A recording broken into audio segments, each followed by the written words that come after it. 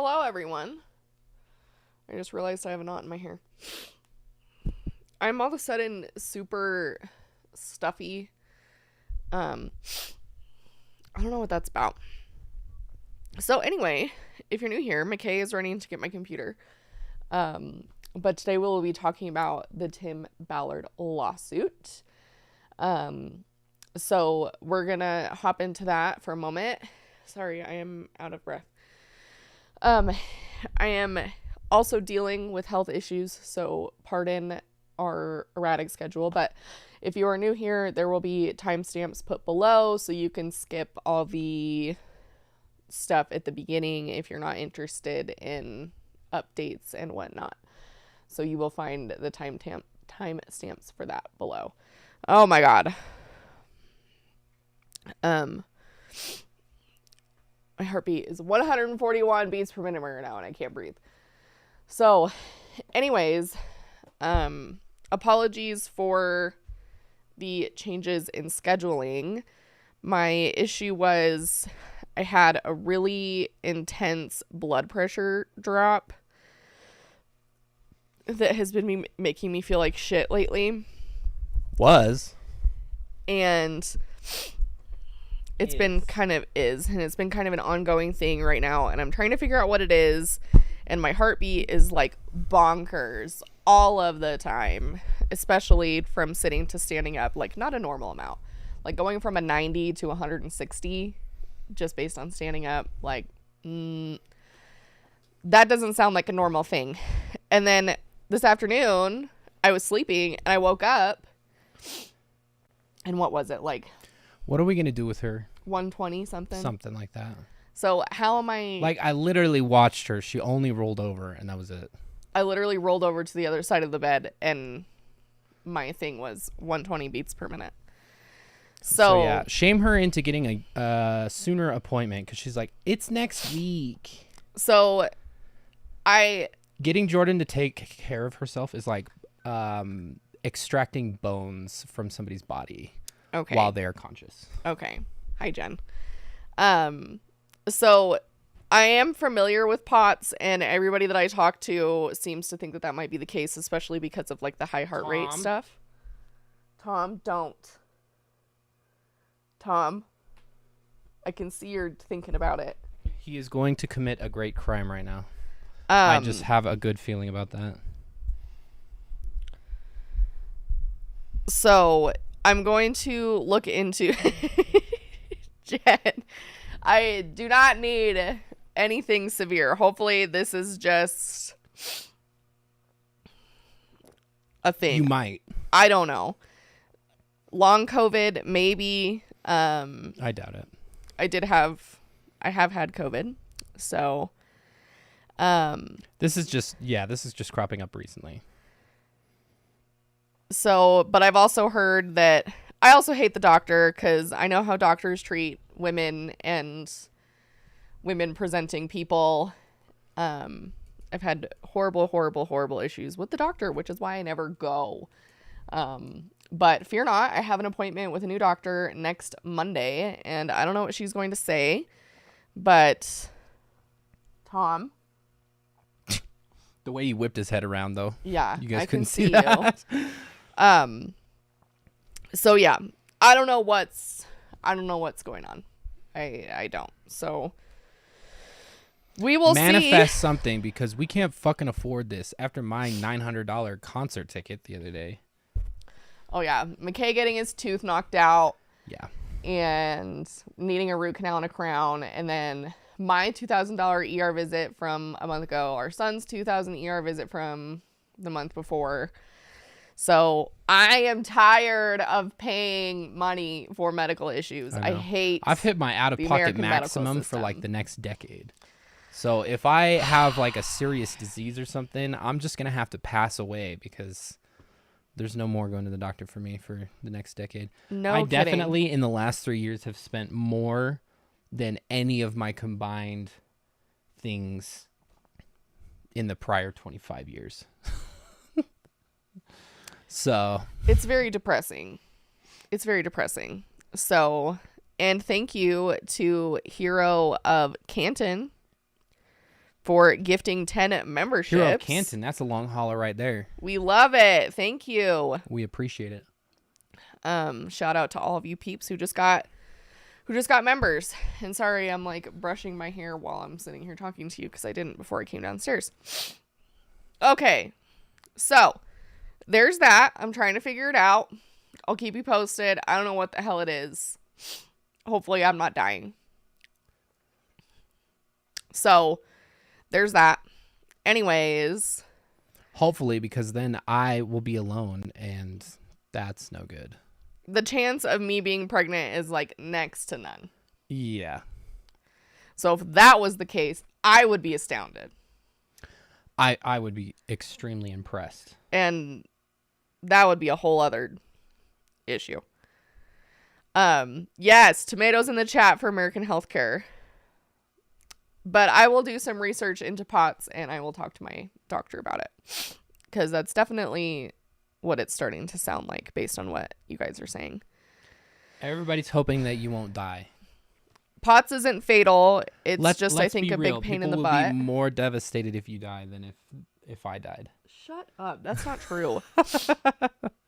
So anyways, it doesn't help that I have health OCD and anxiety. Not to say that everybody wouldn't. Sorry. Oh my God. I'm exonerating everybody. Don't worry. Anyway, we've also had some crazy stuff come up recently because of me also, because I just cause all of the problems all the time.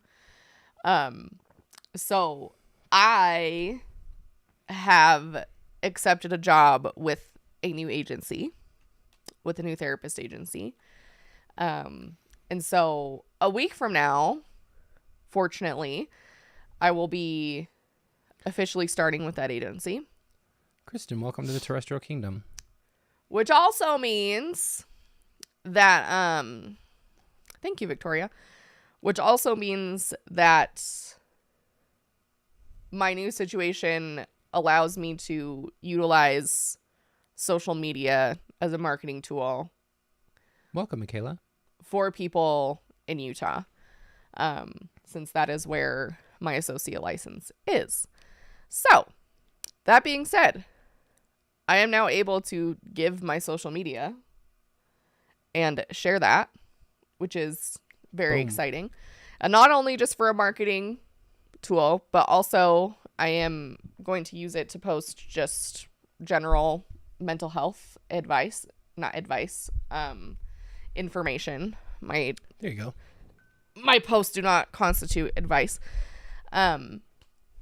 So if you're interested in that, if that is something that speaks to you, even if you don't have mental health, even if you're not somebody in Utah looking for a therapist,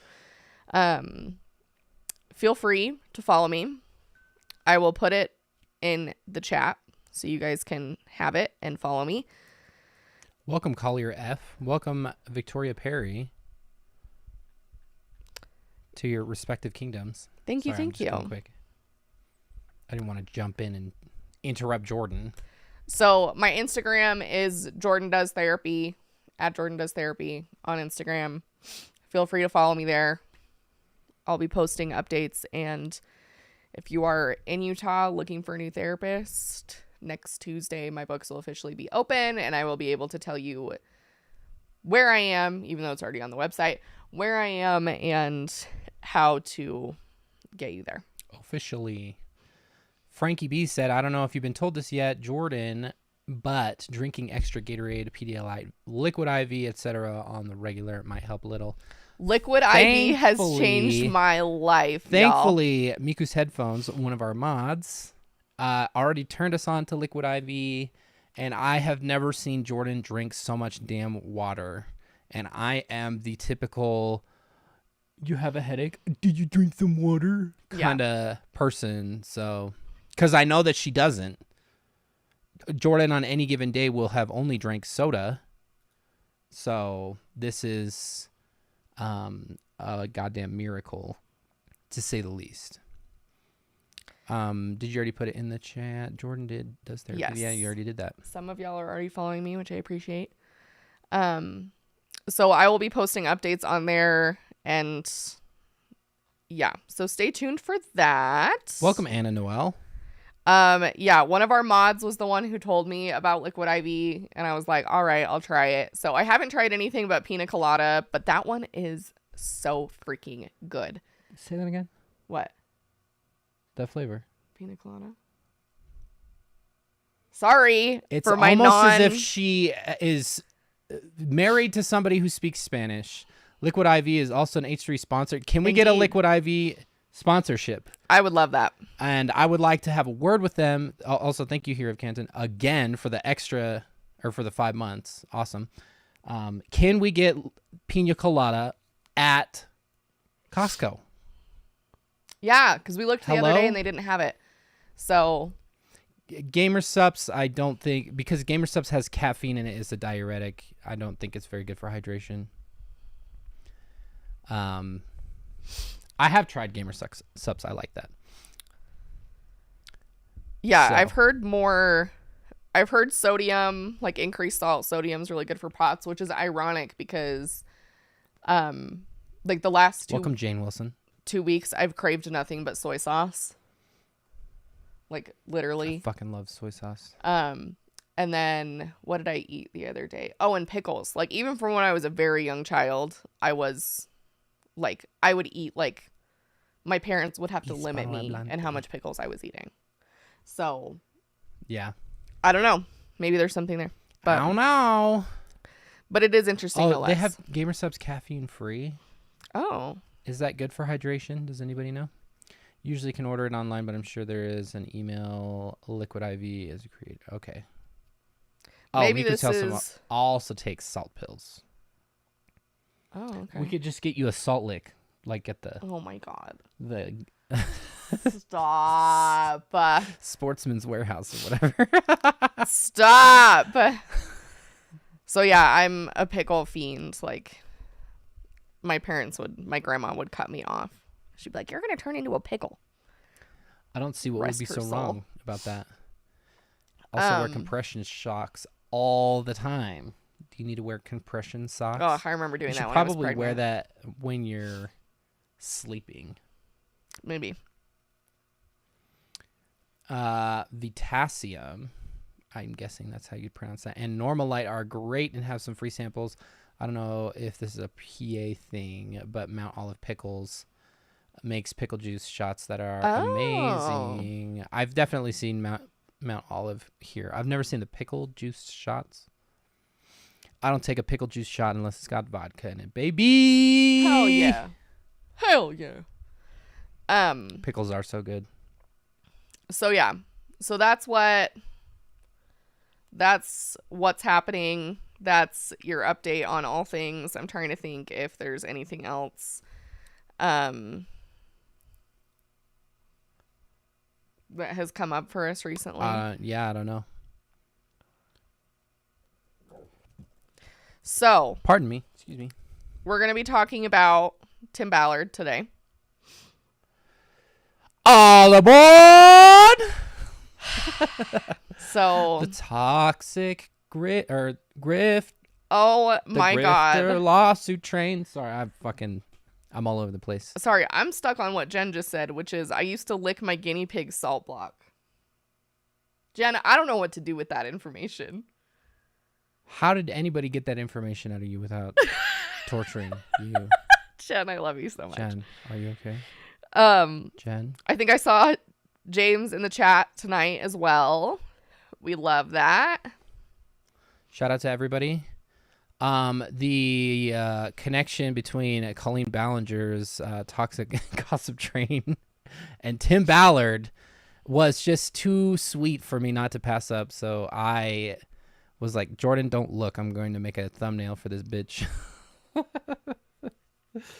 Yeah. And here we are. I thought it was brilliant. I don't know if anybody thought it was funny, but Jen says she has no shame. I'm just putting it out there. Sorry for the Colleen reference. Thank you to all the members that have joined today. We really appreciate it. If we need another trains reference, we can go choo choo. Here comes the train. Oh my choo, God. Choo. Here comes the train. You can tell we have a toddler. Rolling down the tracks, gonna get there fast, yeah. Hannah, our mod, said, I want a rodent water bottle for my bedside table. Oh my God, that's so funny. Drank soy sauce with my dinner. Honestly, I would take shots of soy sauce if I didn't have too much self-guilt as it is. I'm overflowing after Mormonism, so. Indeed. Okay, so we are here to talk about Tim. Yeah, let's get into this because I know it's going to take a long time, and I don't want everybody to have to be here all night. Look at this shit right here, 60. I'm going to try to go fast, though. Like, we're going to try. Some of the slides are only a few sentences, so don't panic. Yes, we know this is long-form content. There are plenty of other people who will cover this in a short format. Yeah. But we believe in being thorough because a lot of the details are really important, and there's a lot of them. And if you're a new person here and you're like, wow, condense your stuff, I don't want to watch for 3 hours, then don't. Go ahead and make some clips for us. Then don't. And free boot them up on TikTok. I don't care. Whatever. So, anyways, there's that. Choo Choo Kazoo. Elise, good resources on POTS. Oh, okay. Cool. The dysautonomia. Dysautonomia. Okay.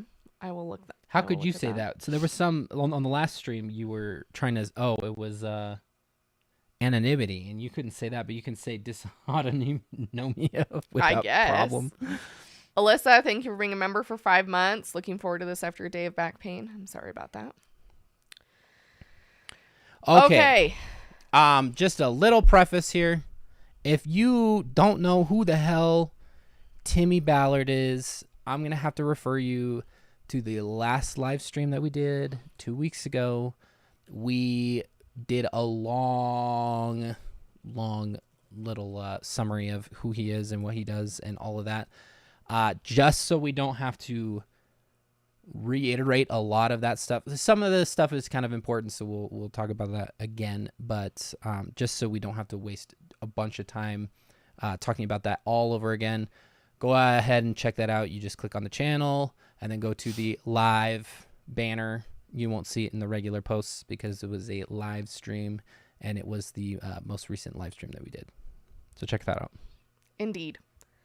So just a brief rundown. Yeah. Tim is a diehard Mormon through and through. Went to BYU.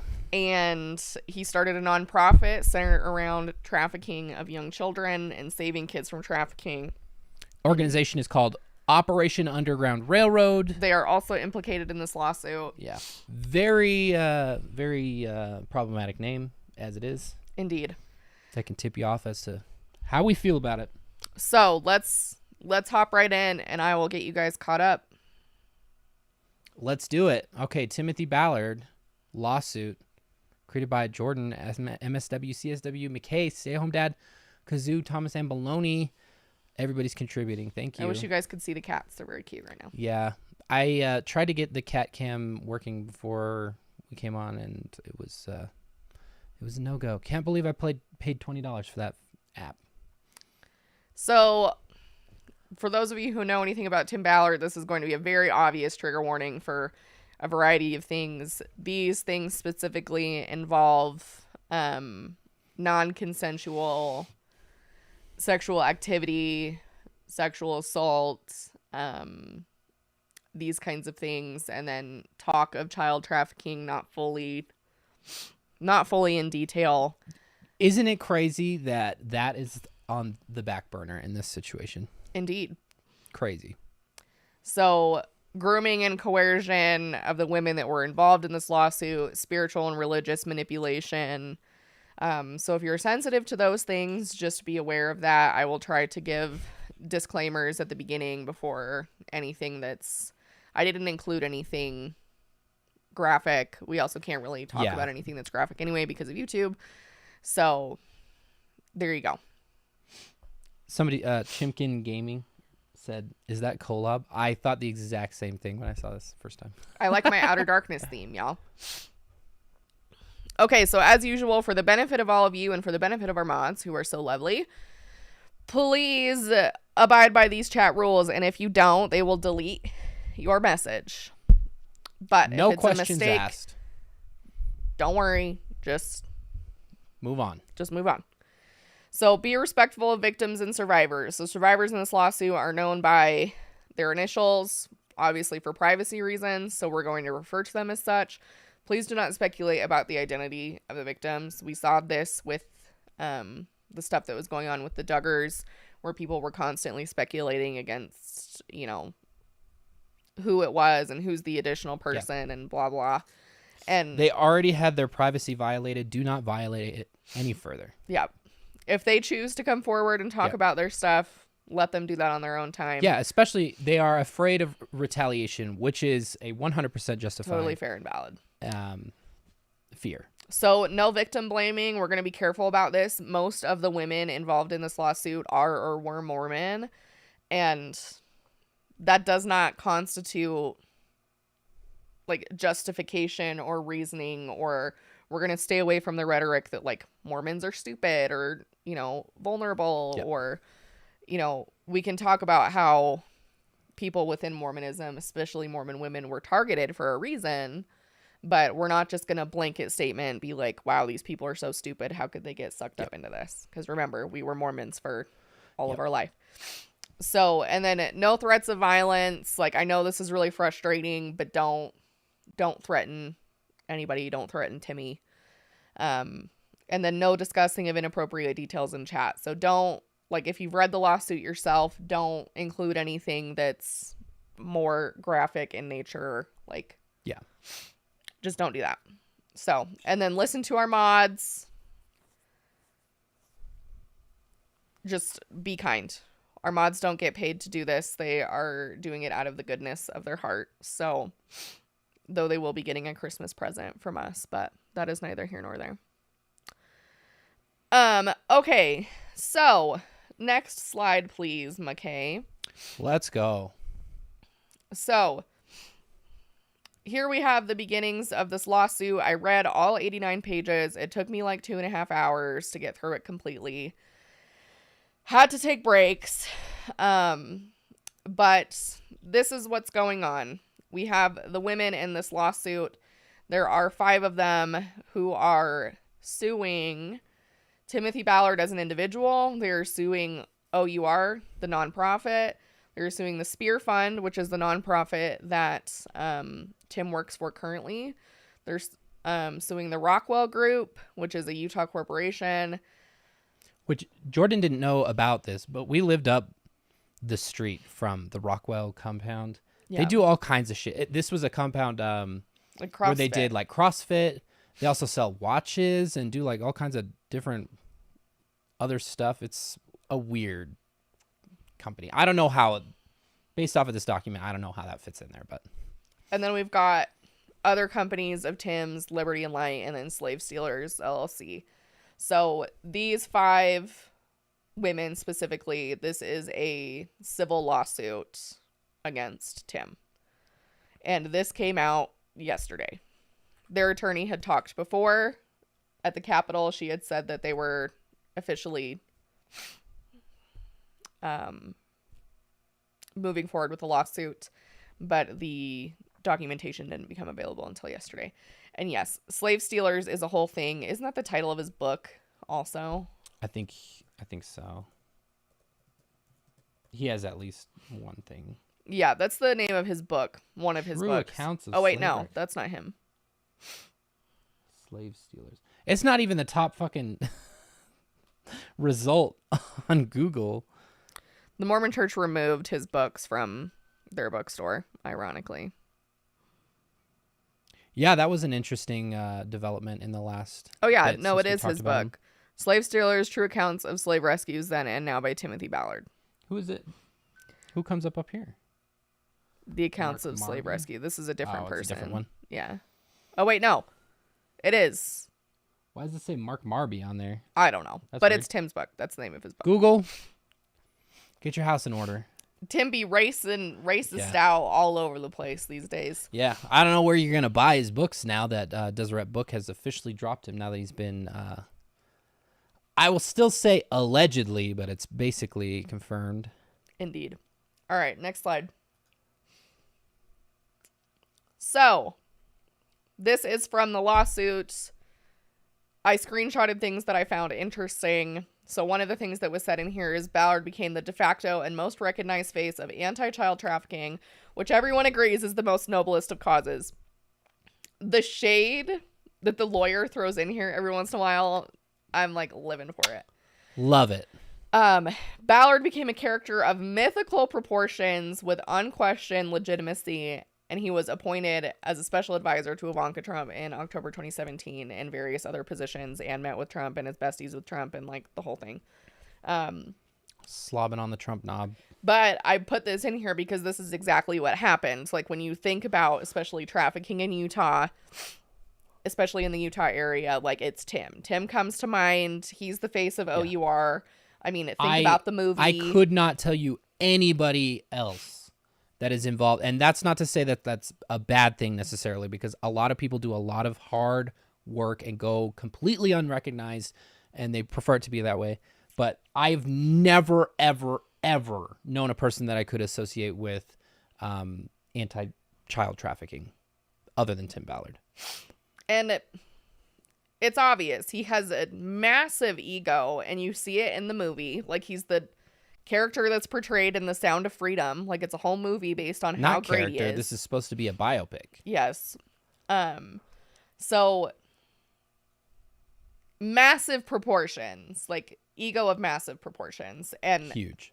Nobody questioned him, and that's why OUR has gone under the radar for so long, because when you're a nonprofit for such a noble cause, it's not going to be everybody's first instinct that maybe you're doing something that you shouldn't be. You know? Yep.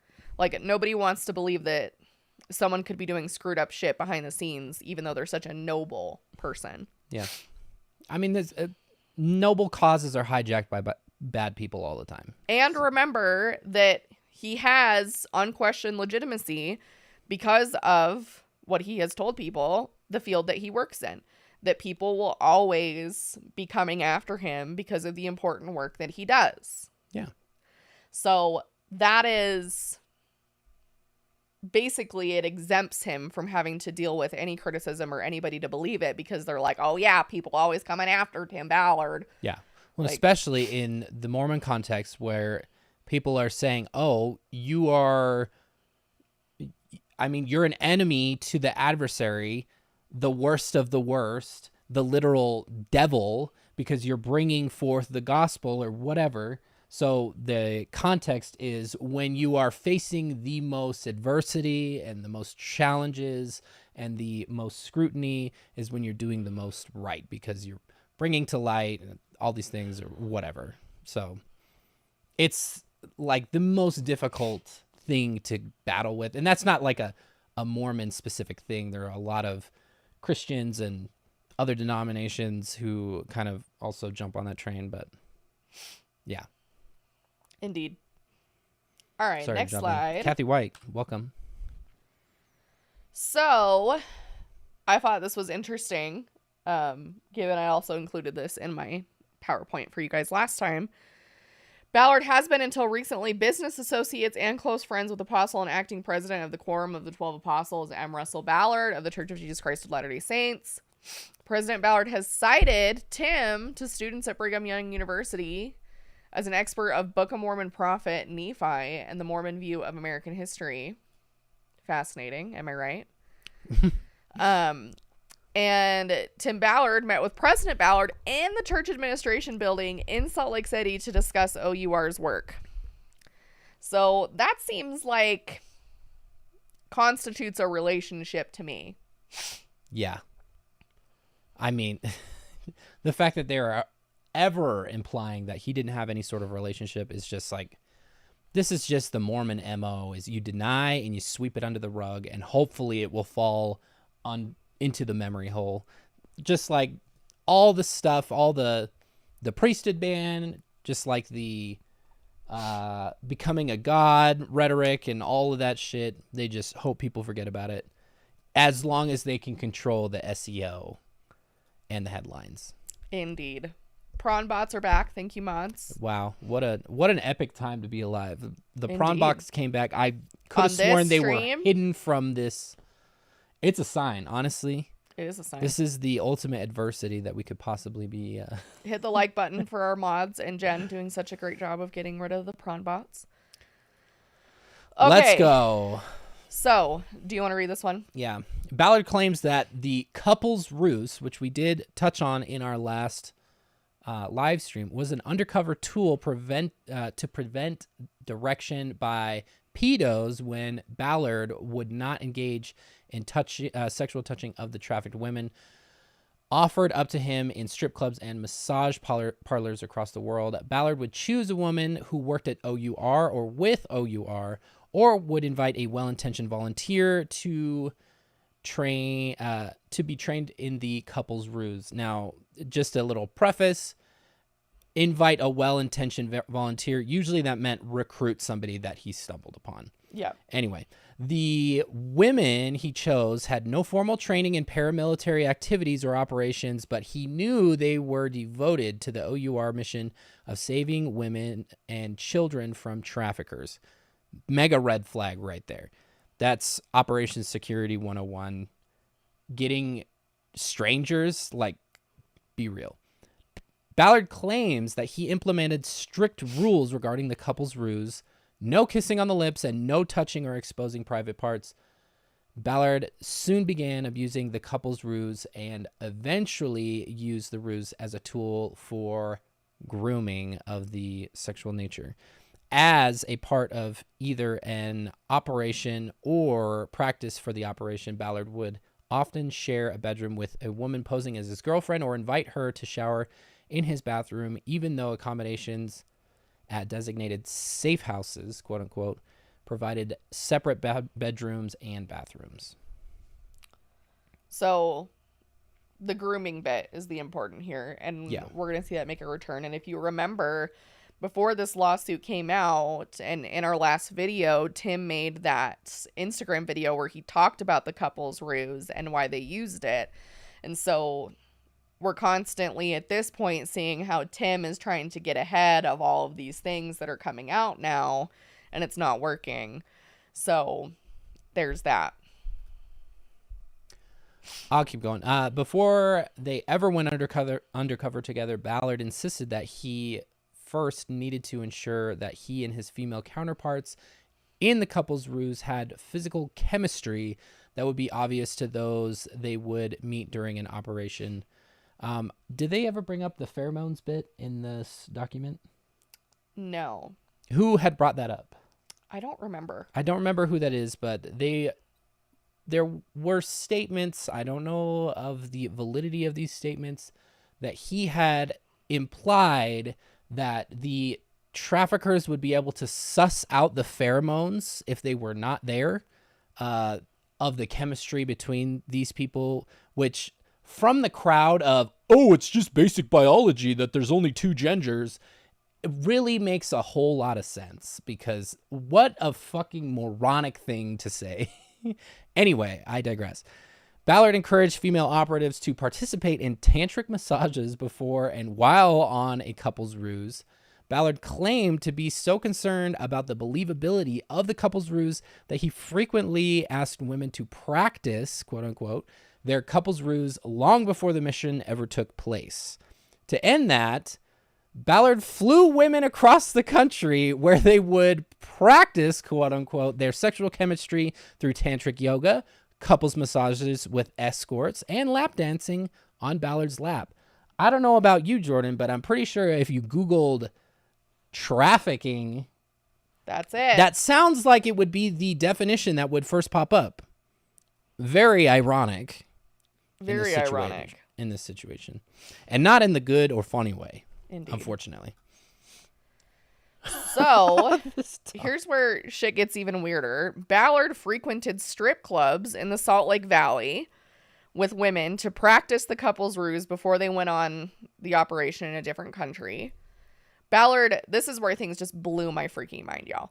Ballard included his son, who had just returned from serving a mission for the Mormon Church, to the strip clubs without his wife's knowledge, without Ballard's wife's knowledge. So his mom did not know, probably for obvious reasons.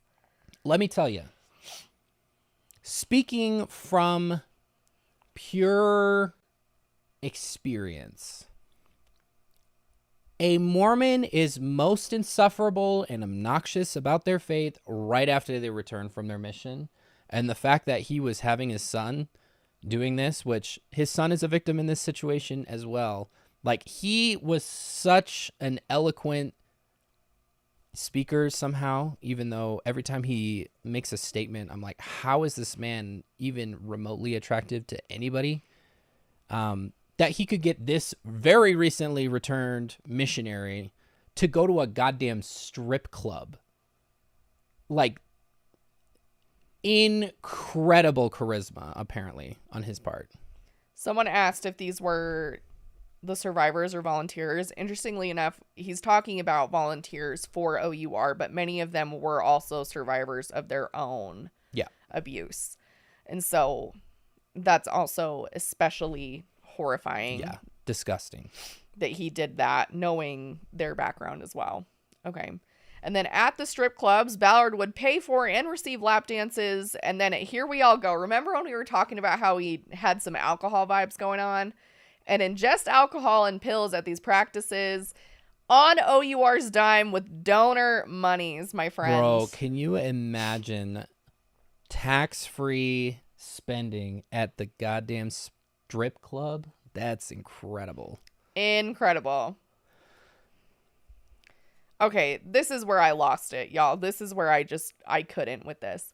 Ballard engaged in a ploy where he would tell the women that if they were offered alcohol, which is forbidden by the Mormon Church, that she should take the drink and then open mouth kiss him and spit the alcohol into his mouth, and then he would spit it out when the traffickers were not looking. It's giving extreme alcoholism to me. Like, what did we say last time? We were like, hell? Man, his face is really red. It is kind of giving alcoholism vibes. Yeah. And look at that. Oh, yeah. I know you're not supposed to drink alcohol, but spit it into my mouth and I'll spit it out when the traffickers aren't looking, because you couldn't possibly fucking know when that is. Like, what the hell, dude? Yeah. What the hell? Be real. I don't understand. This is like the most incredible shit I have ever heard, because even Baby Bird even Bonnie what's-her-face was caught at the airport just drinking wine out of a glass like a fucking normal person.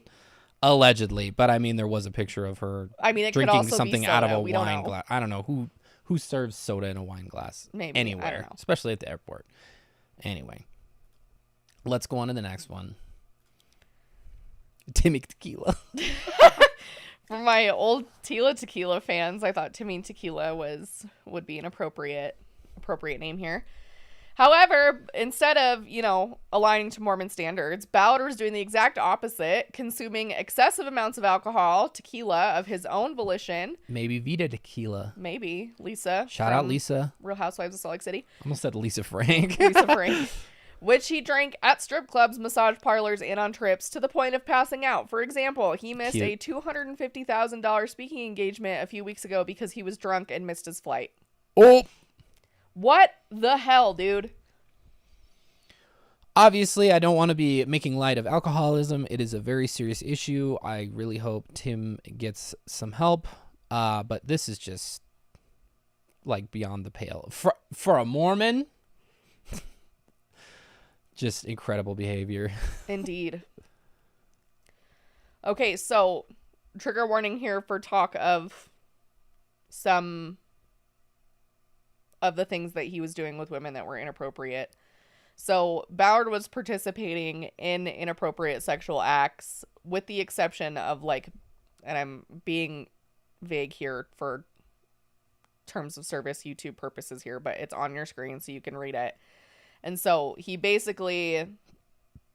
stopped at the step before soaking, basically.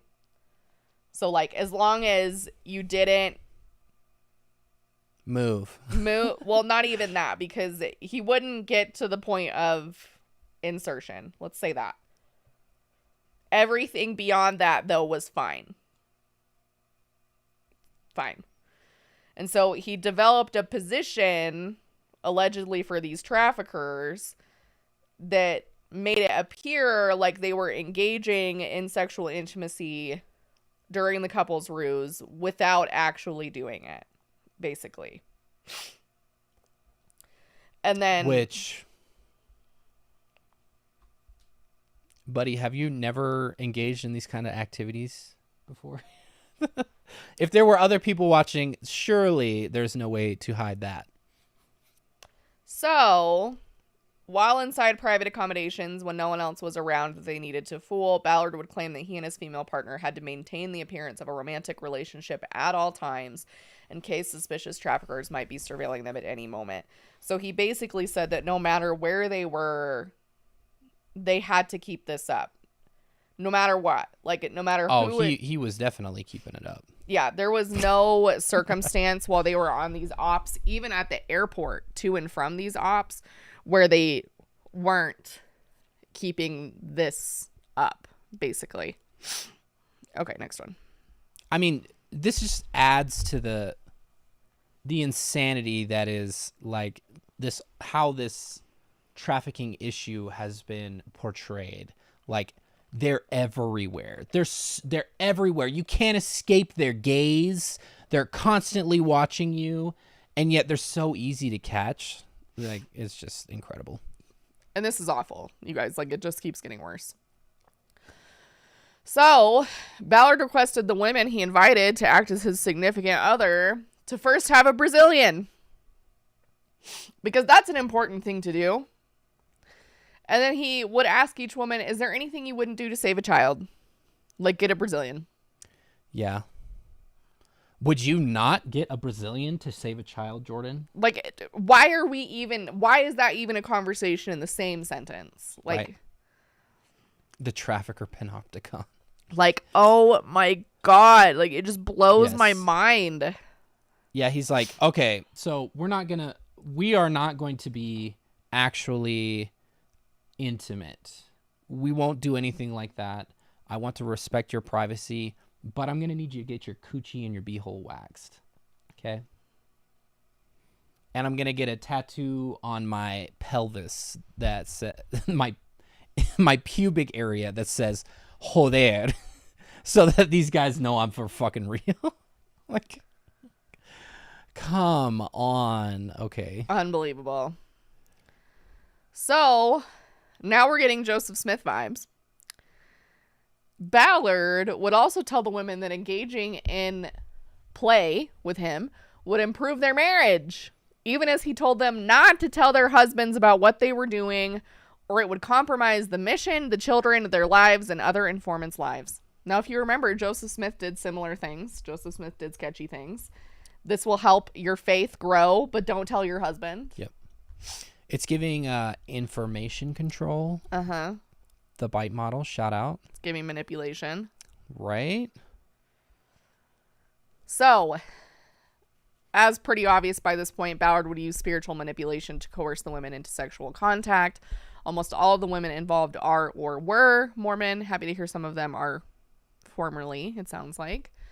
And then, best of all, we got to bring the apostle into it. Rusty Ballard. Russell M. Nelson has given Ballard permission to do... M. Russell Ballard. M. Russell. Did I say Rusty Ballard? You said Russell M. Nelson. Oh. President M. Russell Ballard has given Ballard permission to do the couple's roots as long as there was no sexual intercourse or kissing on the lips, and had given him a special priesthood blessing as such. And he's like, maybe just a little bit of cheating as a treat. Now, let me let's just clarify this for those who are uninitiated or unbaptized otherwise. President Russell M. Russell Ballard, being president of the Quorum of the 12 Apostles of the Church of Jesus Christ of Latter-day Saints, his title takes up a whole goddamn page. He will be, once Russell M. Nelson, the current prophet president of the Church of Latter-day Saints of or Church of Jesus Christ of Latter-day Saints, once he kicks the bucket, Which this will be will soon. be, yeah. He's 100 years old. He almost didn't go to conference, but then somehow pulled through because I guess he had a fall or was injured or something. 98, but M. Russell Ballard will be the next prophet, so long as he also does not kick the bucket. I thought it was Dallin. I thought Dallin was next in line. I'm pretty sure it's Dallin. Why is he President M. Russell Ballard then? Maybe she wrote it wrong. It could be. Hold on. Yeah, I think Dallin H. Oaks is the president. And so now that you say it, now I'm fucking. So special priesthood blessing could be a variety of things. It could be just a blessing that was given to Tim where they put their hands on his head and said, Timmy, you're special. But we could also speculate that it's maybe the second You're anointing. a wizard, Harry. That it's maybe the second anointing, which is a very prestigious. Oh, he's acting president of the Quorum of the 12 because Dallin is in the presidency. I forgot about that. He's in the first presidency. Okay. Sorry. That was important information. It was really important information. We have to set the record straight. We are here for the truth. Okay. So anyways, Russell M. or we M. could Russell Ballard speculate couldn't. that it is the second anointing, which is a very elitist Mormon ceremony that few Mormons get and is not talked about in Mormonism at all. And so it could be that. It could be second anointing. We don't know. Yeah. Would I be surprised if Tim qualified for a special anointing or a second anointing? Absolutely not. If you don't know what the second anointing is, we have a very interesting video where we talk about just that you can go and find. Yeah. The requirements for the second anointing are literally know somebody, which he does, and have money, which he does. Yep. So that's it. And the have money one is iffy. Sometimes they'll fudge it for you, but and Hannah, to your point, if he had the second anointing, then he wouldn't think he could do he can do no wrong, and that's what it is you get to heaven no matter what with the second anointing. Like you can go and murder somebody and it wouldn't matter. Yeah, if he does have the second anointing, he does not believe that his exaltation is in jeopardy, even being excommunicated from the church. So, gosh, prawn bots again. Okay, next one. Can we report? I'll try and report. Mods that are on later. it. Okay. Polygamy and Chad Lori Daybell crossover. You ready? It's the crossover episode. Ballard will also claim that a passage from the Book of Mormon, in which a man kills another man on the prompting of the Holy Spirit, which is accurate, demonstrates that sometimes the Holy Spirit asks people to perform unconventional tasks. Ballard would also claim to the women that defendant, who's also in this lawsuit, Janet Rousson, told him that he had been married to them in a previous life, and so their conduct was appropriate. Now, who does that sound like? That's literally right out of Joseph Smith's mouth, y'all. Literally. Married in a previous life? Or the concept of, eternal marriages. Yeah. Like, having multiple women and it being fine. Yeah, that's fair. Chad Daybell used the rhetoric of being married in a previous life. Yeah. Which is crazy that he had such a close relationship with an apostle and he was saying actual Mormon apostasy ideas like that. Crazy to me. You want to read this one? Yeah. Additionally, Ballard would get ketamine treatments. Nothing wrong with that. And have a scribe come in with him while he would talk to the dead prophet Nephi and issue forth prophecies about Ballard's greatness and future as a United States Senator, President of the United States, and ultimately the Mormon prophet to usher in the second coming of Jesus Christ, which is now officially in peril because... Did he post today that he was supposed to announce his candidacy today for Senate? I don't think that happened. Pull up his Instagram. He's pretty much donezo in that arena, but I wouldn't put it past him. I looked earlier.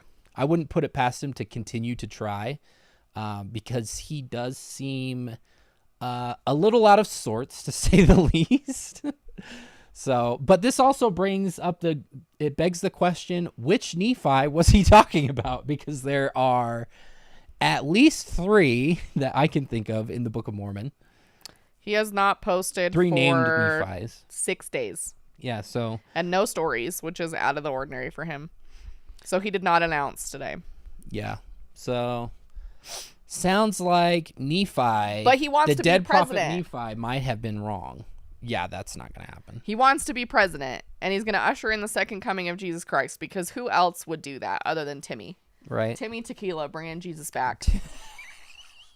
So that's where we're at now. Oh my God. Also, it's not, I mean, ketamine treatments, it's not out of the ordinary for them to make you feel a little unsettled and a little loopy. Like, a lot of people do ketamine treatments and journal because stuff starts coming out, or you're processing trauma, or feelings are coming up, or it's a really helpful tool in treating health. PTSD. So, for example, that's not necessarily a bad thing, taking ketamine out of the, I mean, it's also a drug that's abused, but I would love to see what kind of ketamine he's taken to be able to see Nephi, because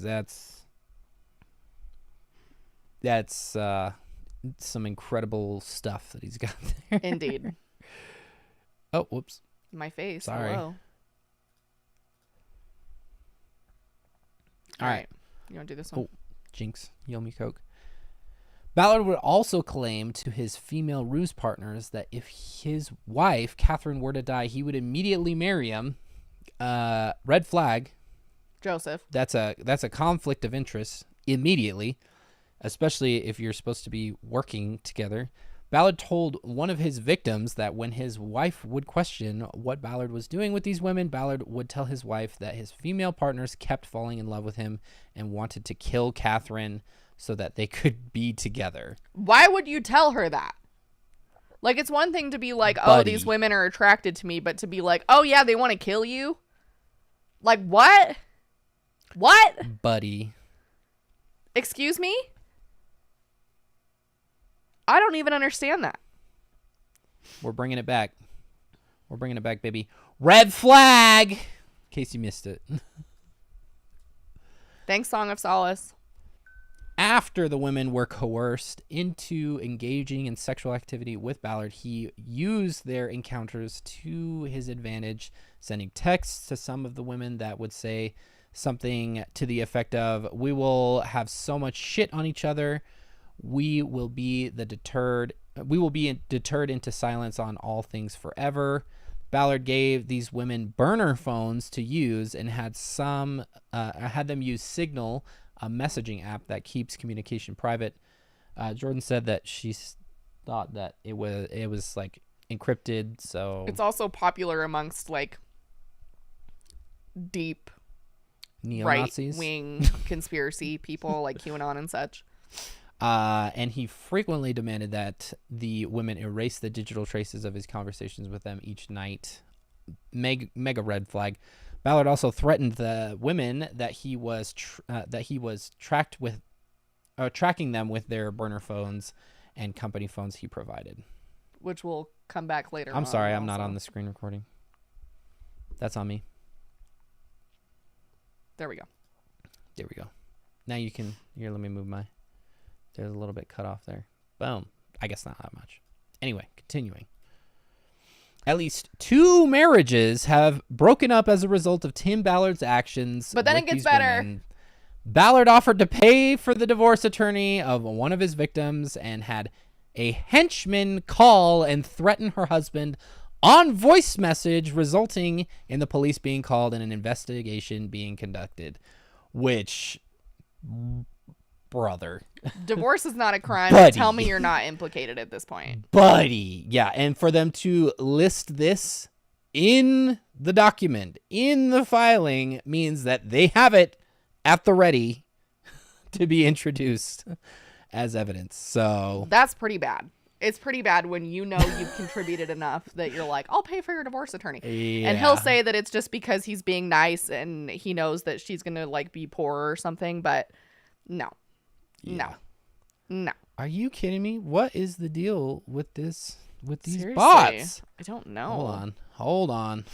I had to go eat a pickle. That Wow, sounds good. Hannah. Do we have pickles?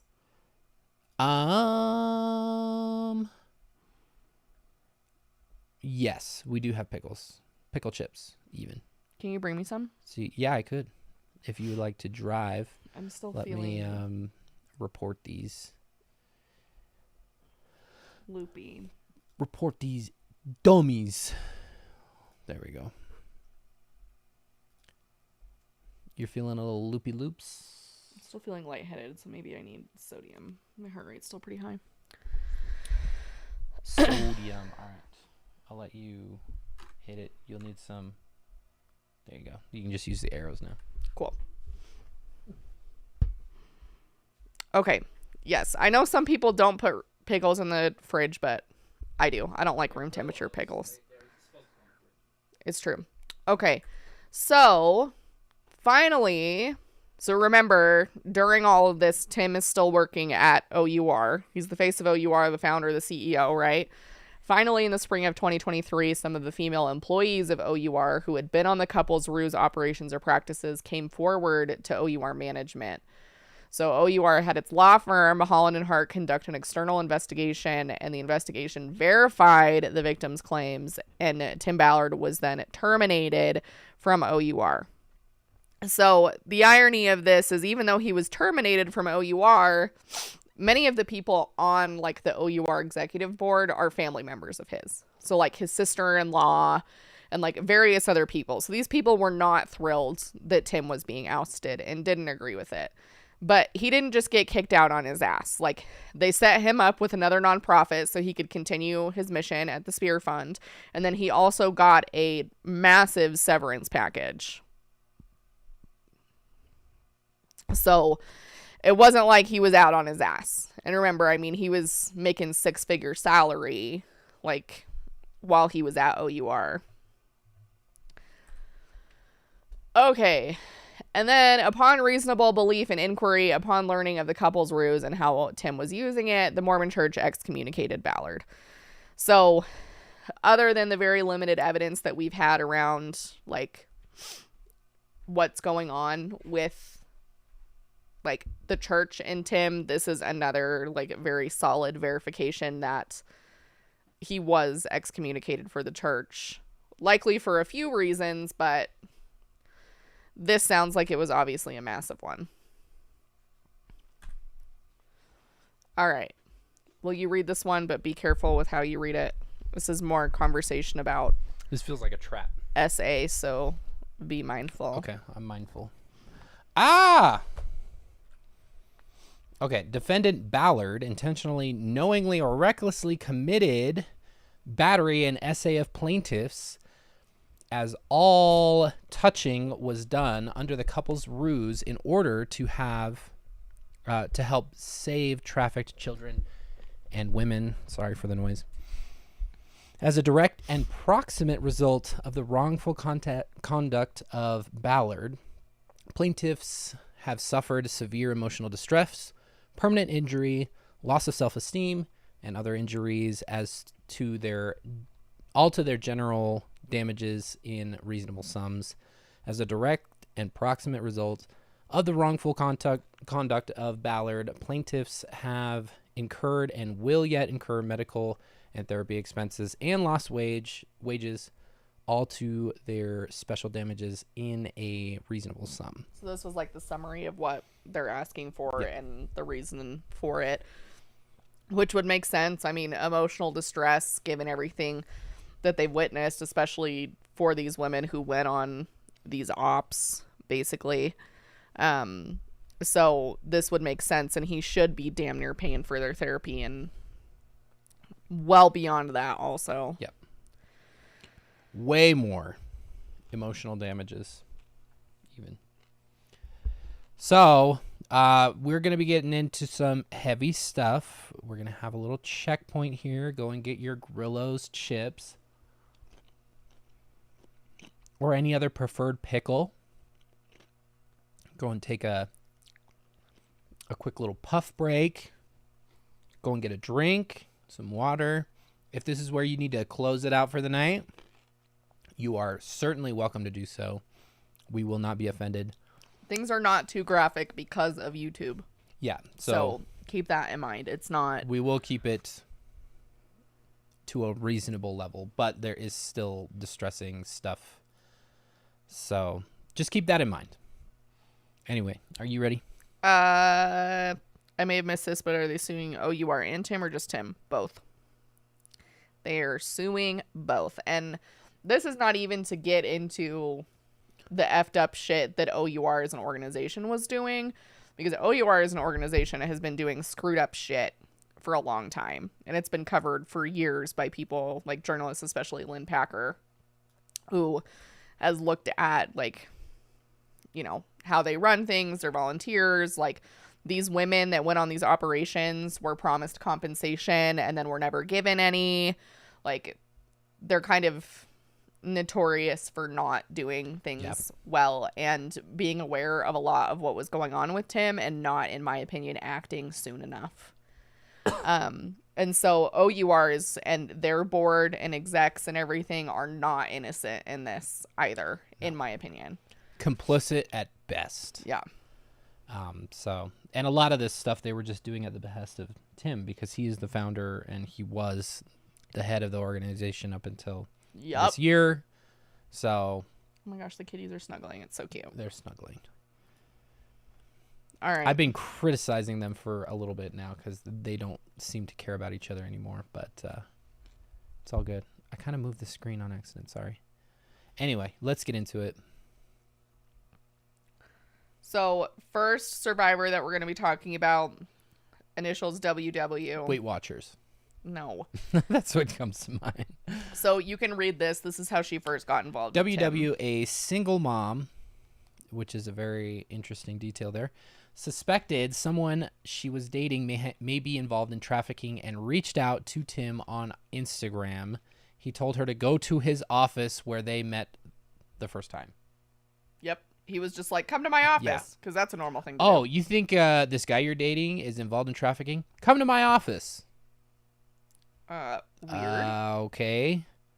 Also, this is just kind of I don't think there's any resolution in this, but this is kind of what organizations like OUR have done, is created this panic surrounding trafficking. So when somebody's doing weird shit, because people do weird shit all the time. People have done weird shit since society began.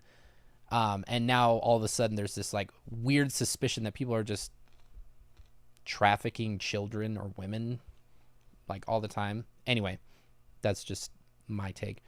He discovered she was an actress and asked if she would ever consider going undercover. And then he had her sign an NDA. Which she didn't receive a copy of. Again, professional is not a word in this man's vocabulary. Like, it's incredible how he made it this fucking far with what he was doing. And somebody had said this in the comments in the last one, and I was like, I can't believe I haven't seen this shit. Isn't it incredibly odd that the man who is going undercover to catch these supposedly extremely dangerous criminals is in the public eye? Seems fishy to me. Yeah. But because of what he does and because it's also secretive, people don't think it's weird that he's asking people to sign an NDA. It hadn't occurred to me, and I haven't been a fan of OUR for years. Ever. So, yeah, or ever. This kind of OUR kind of proliferated while I was on my mission. This was not something that I was really ever exposed to. And then when people started talking about it, I was like, that's okay, whatever. Anyway, I'll keep going because Jordan's got pickles. Ballard told WW how the couple's ruse came to him by revelation from God, as there was no way he could have thought up such a brilliant ruse. Self-owned. If somebody ever tells, I'm so fucking dumb. Like, I could never think of this. And it's just pretending to be a couple so that you can SA somebody. Like, okay, are you the first man in existence? Apparently. So that also, side note, if somebody ever tells you that they had a revelation from God for something, full stop, shut it down. That is the best way that you can handle that. Sorry, I'm a hater. Ballard then told WW that if she would act like a jealous girlfriend, then she could block for Ballard, and Ballard would block for her. I don't know if you can say the next line. Ballard explained that WW was like the cock blocker. Ballard expounded by saying that he would take women into couples massage parlors or strip clubs and act as a kinky couple ready to do sexual and deviant things, but that there would be no kissing and no touching of genitals except for his arms around the woman's waist, maybe on your back pocket, etc. And that would be be super safe because there would be a team around the corner watching everybody's safety. Like, this is just incredible. I mean, can we talk about the revelation from God thing? Like, talk about the religious manipulation involved to be like, disgusting. This really weird thing. Yeah. God says it's okay. Yeah. I may not be believing God, but most of these women, they did. Yep. And most of them were Mormon, and they believe that you could receive revelation from God on a personal level relating to matters like this. So I'm not saying that they're dumb for falling for this, because I was in the same situation. I spent 2 years of my life in a foreign country. I even learned a language because of it. So let's just clear that up. Ballard dismissed the others from his office, telling them he needed to prepare WW for the mission. As WW sat on the couch in Ballard's office, Ballard told WW that he needed to get to know more about WW so they were comfortable with each other. Ballard asked questions about WW's current relationship, her children, and the trauma abuse as a child. She was a survivor. Notably. She was a survivor, which, again, we've already stated, adds to how just incredibly vile this is. Ballard again said that it would make an amazing story. Ballard came over to sit by WW and kept getting closer to WW until at one point Ballard put his hand on WW's leg and caressed her inner thigh. Already, he's like, "How's your trauma?" And then he proceeds to very inappropriately touch her. Just absolute scum of the earth behavior. WW immediately tensed up, but thought that Ballard was testing her and that she would just keep talking as if nothing were happening. WW kept talking as Ballard stroked her neck. Ballard finally got frustrated that she wasn't responding to his advances and asked WW, "Why are you not responding?" Ballard said he needed to know WW was attracted to him. Ballard asked if she was attracted to him, in which WW said not in that way. Ballard asked WW how WW could convince traffickers of chemistry then. WW told him she did not need to practice because that was what she was trained to do as an actor, get into character when in role, but only on action and out on cut. Literally Bill vibes, right? Like literally Gothard vibes. Yeah. WW explained she never practiced chemistry or romance scenes privately outside of being on set in front of the camera and crew either.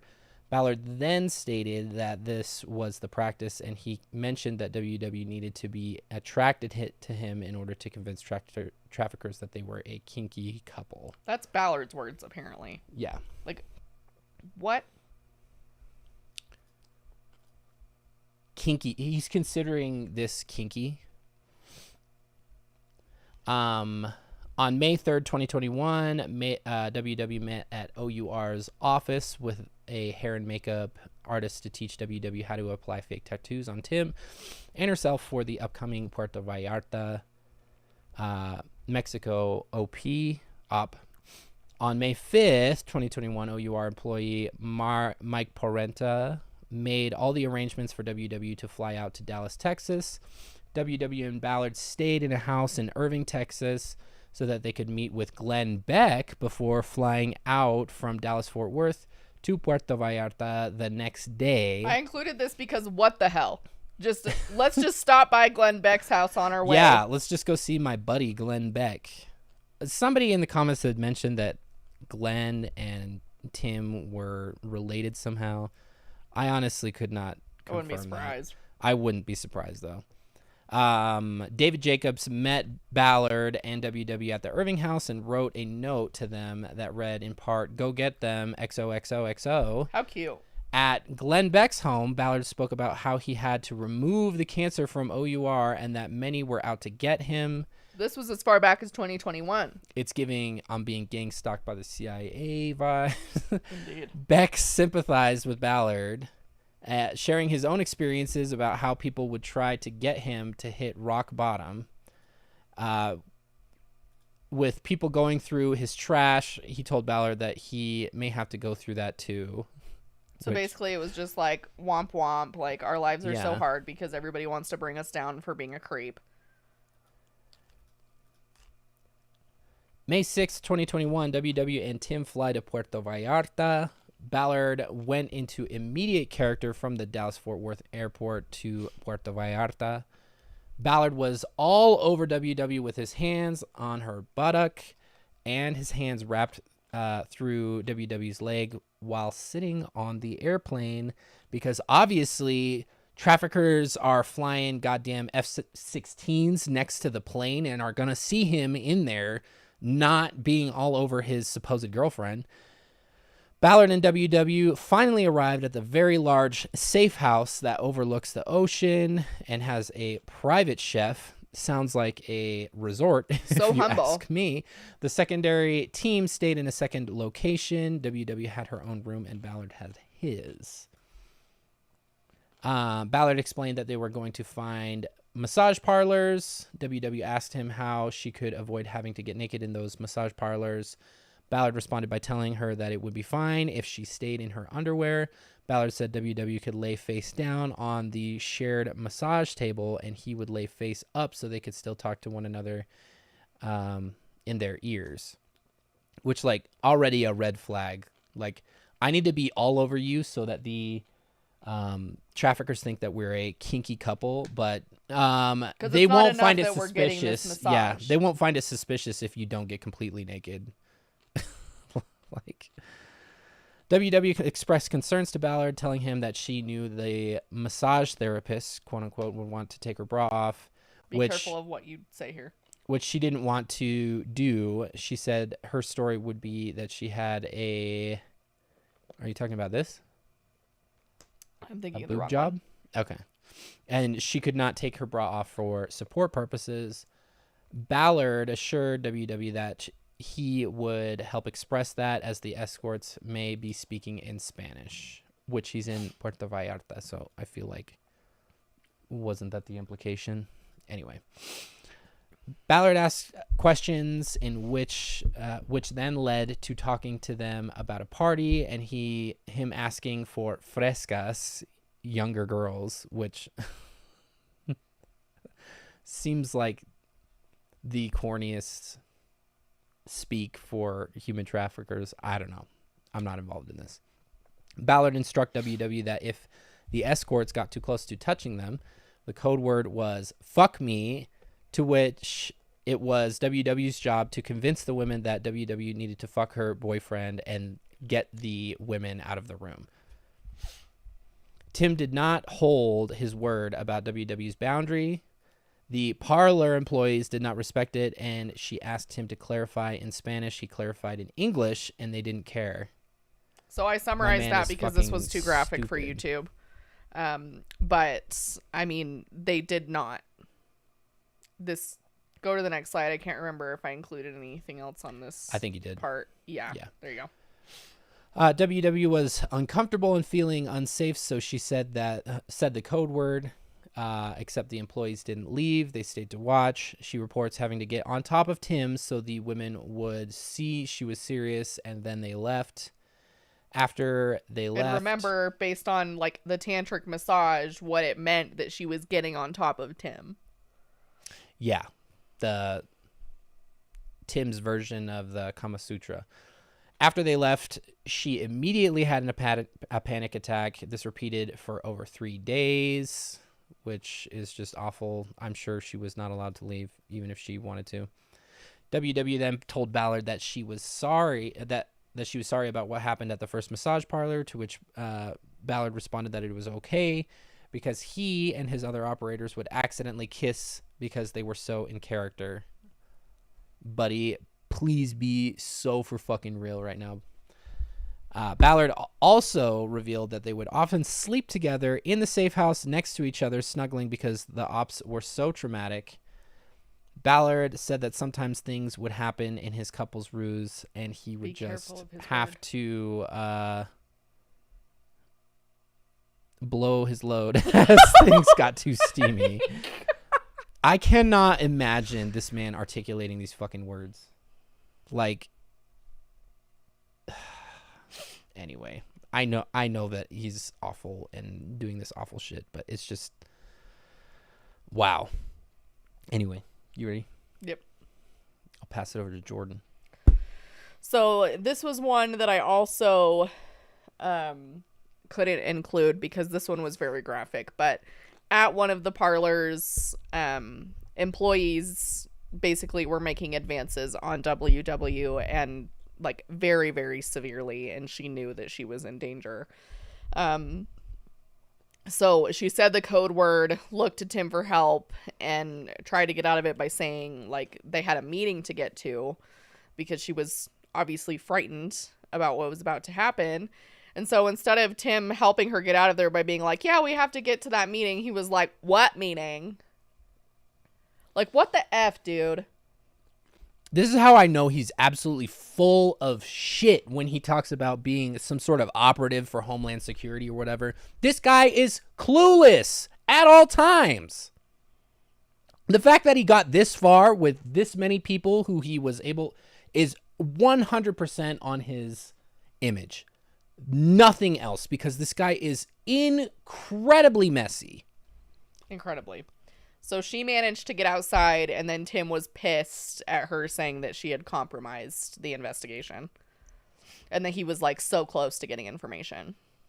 Yeah. Here, let me put you in danger. Actual physical danger. You, a random person who messaged me on Instagram and I invited to my office. Let me put you in physical danger so that I can get information. Like, come on. This killed me. Do you want to read this one? When they were at the safe house in between these massage parlor missions, Ballard would answer his door in just his towel and still have her come in to talk about the op. Ballard kept saying, you know I'm clean, right? I don't even get turned on by this stuff, you see. I don't even get a boner. Again. I can't believe this guy wasted breath saying these absolute cringe words. It's like telling on yourself so hardcore. Like, you, in order to convince you that I'm not attracted to this, I'm going to tell you that I'm not attracted by this. I don't even get a boner. That's how uninterested I am about this. Like, elementary school behavior. Yeah. That would be, honestly, just really high praise if I, if I were to be honest. WW asks why Tim is still doing ops even when he says he's not anymore. Because he tells people that he's not doing these operations anymore. Ballard responded that Elder Ballard sanctioned the couple's ruse, and it was Ballard's calling to do ops. He had his blessing. So again, religious manipulation of the high-ups in the Mormon church have told me that this is what I'm supposed to do. Invoking the name of apostles. Mm-hmm. Like, wow. Later, they were eating at the safe house. Ballard confided in WW that things with Catherine weren't the best. Catherine is his wife. Yeah, his wife. WW asked Ballard if Catherine knew about the couple's ruse, in which he said she did. WW asked Ballard if she knew all the details, though, and he responded that she is such a saint, she does not ask questions, as she is willing to do anything to save the kids. Again, another manipulation tactic. My wife is okay with this. She would do anything to save a kid. Yep. Would you do anything to save a kid? She would do anything because she doesn't know what anything is. Yep. WW told Ballard that he should stop doing ops and be home with his family to heal, as his PTSD was very apparent, and that he needed to rest and just be with his family. Because these women were noticing, like, were thinking that his behavior was, like, weird and erratic. So, like, maybe he has PTSD and needs to be taking a break from doing ops, when, you know, I'm just thinking maybe, like, you know, maybe he's drunk and high. Yeah. And being a total freak. And so, but these women are like, this is really weird that he's acting this way. So, like, maybe he's traumatized. And I wouldn't doubt that maybe he is also. But it's like these poor women. It's the cognitive dissonance at that point. It's everybody says this man is good. He's invoked the names of apostles, which he has personal relationships with. And he said that he has received revelation from God that he is supposed to do this. It cannot possibly be something wrong with him. It has to be he's seen so much. He's having a hard time because of all the stress that's on him and all this stuff. And then immediately all of the blame goes away from him on all of this wretched stuff that he's doing. Yep. Which just sucks. Okay. I'm going to need you all to cool it on Instagram because I'm getting too many. He kids. I am very kidding. Don't worry. We love you. You can read this one too. WW told Ballard that she was re-traumatized and it wasn't wise for her to go on another op. This is after they got back. Yeah.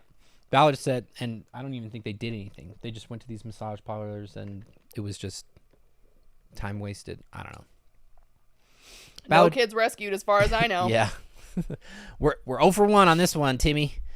Ballard said that he would pay for her to go to his therapist, which is interesting. Red flag. In order to see if his therapist could help WW be able to get back out there. Ballard told WW that that she made the most difference out of any other operators.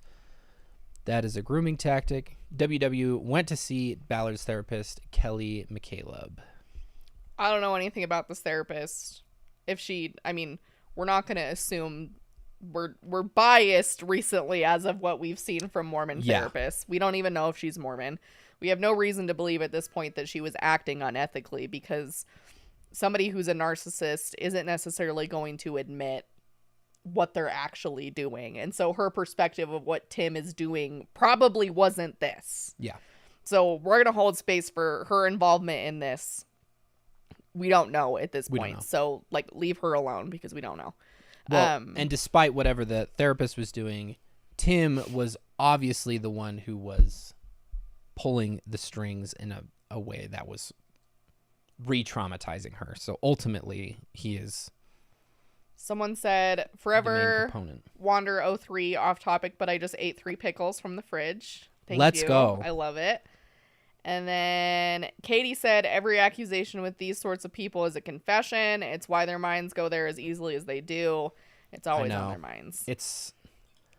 I mean, like we've been saying, unfortunately, it sucks because the people who are like, time and time again, the people who are always like, save the children or whatever, they're the ones the children need saving from. Or in this case, they're the ones that women that they're working with need saving from. So, well, in the case of his own son, he also needed to be saved from Tim. So yeah, there's that, even though he's an adult child.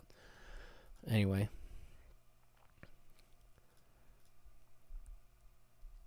So now we move into the other survivor, one of the other survivors, DM. So again, there's like graphic things going on, and so I have to kind of like cut and paste, but Survivor DM gets involved with him. And I can't remember how they got together, but she gets involved with him. He's like, do you want to go on a thing? And she says yes, and then they have to do some training. So this woman, DM, and WW, because they were working with Tim, knew of each other. And so while all of this is going on, the women are putting together that there might be some sketchy things going on. So DM calls WW saying that she needs to talk, and it couldn't be over the phone. It had to be in person. And then she was describing what had happened with Coop, which is one of Tim's high up henchmen. Didn't you say it was the COO? I think he's high up in there, I think, somewhere. I can't remember what he actually does. What was his first name? Matthew Cooper? Yeah. I think. So he's like considering her for this volunteer position, right? And WW and others were told to not even talk to one another because of safety. So WW knew why DM was nervous and scared to talk to her. And then DM told her Tim had pushed her up against the wall and licked her stomach, and then went out on a fake op practice at a local club where he was taking pills while his son was there. And then DM thought that was strange and wanted to know if it was normal, and that's when WW snapped and realized that this was not normal. So they're like putting pieces together, you know, like maybe this is not actually okay. But anyway, next slide. Lion at heart with the real WW acronym. If you play Sims, you know. Darska. Sorry. Welcome, by the way. So this Matthew is Cooper. There we go. It's right there. DM's kind of experience with Tim. So they teach the women like self-defense before they go out on these ops, apparently. And so because they own a CrossFit gym or like some type of gym, and so she goes to the gym for training, and this guy Matthew Cooper was waiting for me inside. There were other women as well, another woman that we also don't know. We did some basic training involving self-defense, covered some awareness tactics. After a certain point, Tim arrived at the gym and I spoke with him one-on-one in a back room. Red flag number 1. When we spoke, he told me briefly about what the organization did and how I could potentially become involved. I expressed to him very clearly my interest. He told me that it was a hard job, and I'd have to be willing to do potentially dangerous things, that I would see a lot of dark things as well as be in some very seedy and gross places. He touched briefly on the couples ruse as well and asked if it was something I would be able to do. I told him that I was an actress and I thought I would be quite good at being an operator. I then went back out after speaking with him for a bit longer. I continued doing some training with Coop and the other 2 girls that were at the gym. Tim's son, Blaine, was also there doing some training with us. After the self-defense tactics, Tim said he thought we should continue training in a different way later that evening. Red flag. That we would now take it up a level. Red flag. They wanted to essentially test how well we would respond to certain uncomfortable or intense situations. He told us about using an app called Signal to communicate and how we had to be very careful with text messages and that we could not talk to anyone about this stuff ever. I signed an NDA and asked and left it there at the gym. I never received any copy of this.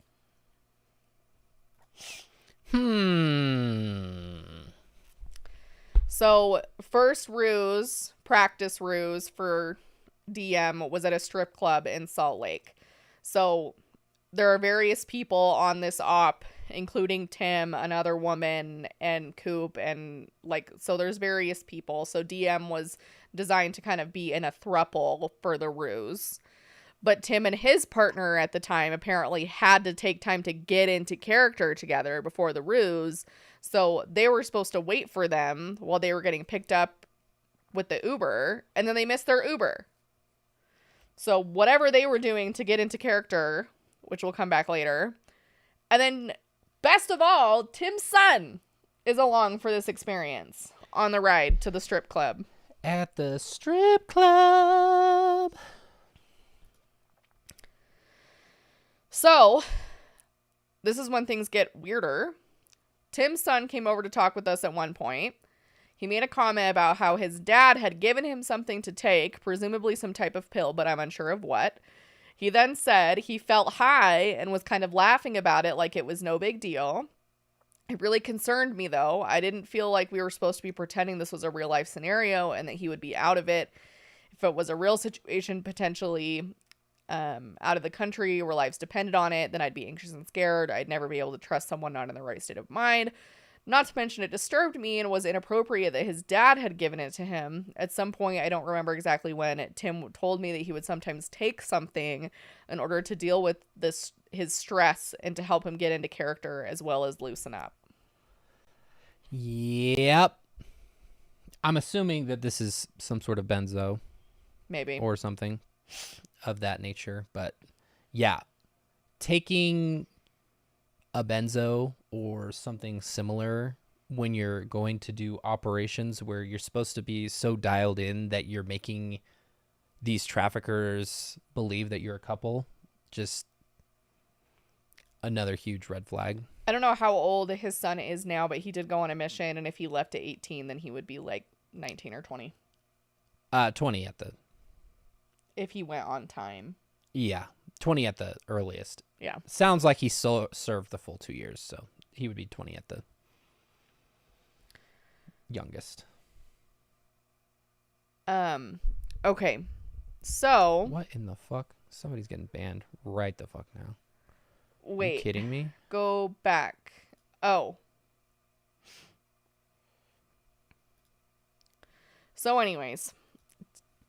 They're at this strip club, okay? And the other woman that they're with, the other woman that's at this strip club that was supposed to be Tim's partner, Tim asked her to give him a lap dance, because of course he did. She was supposed to show him that he could do the job, so even though she was hesitant, she did it in order to prove herself. So she started giving him a lap dance, but shortly after he started, Tim's son ended up coming inside. Yeah, you heard that right. Entering. He walked into the club's back room and saw Tim and this woman together like that. Made me extremely upset because she had not wanted to do it in the first place and had been reassured multiple times that he would not be coming inside or see them acting out the couple's ruse. She was freaking out a bit and came and told me what happened. At this point, Tim came out from the back room and talked to me in the club. He had his arms around me and we were chest to chest talking about the couple's ruse and what it would involve, as well as some other things like how his wife was going to kill him if she found out their son had come into the strip club. I cannot remember exactly what else was said at the moment, but shortly after that, we went to one last bar and Tim and this woman did not meet us there. And then after that, we decided to call it a night. So, literally, like, his son walked in on this. Like,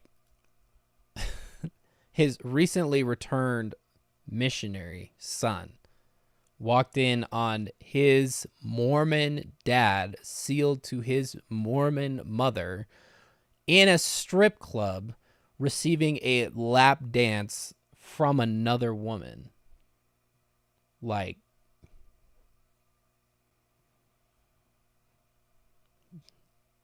the most, I'm sure it would be an upsetting thing, which is likely why he had given his son the pill. Probably. For an event such as that. Or maybe that he wouldn't remember. Yeah. In hopes that he wouldn't remember. Who's to say? Obviously there's nothing regarding his son in this lawsuit. So it would be hard to say what he thought or if he remembers or anything of that nature.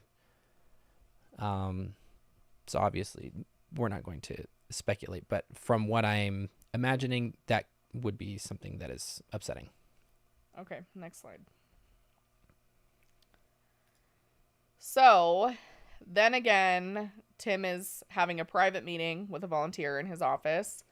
So he asked DM to meet with him. He asks her to become the primary partner, explains the couple's ruse, asks what she's willing to do to save the children. He tells her that they need to practice and begins doing inappropriate things.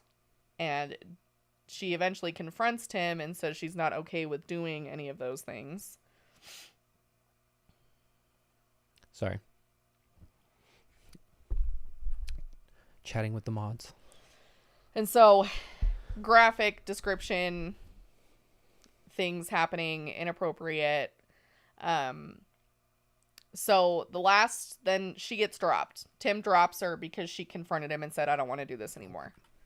So he drops her. Last she heard from Tim and his other coworker was on November of 2020. Tim told me he had talked to his family. 2021. Tim had told me he talked to his family and team and would no longer be going on ops. And then this is something that he said to the other woman as well after they stood up to him in one way or another.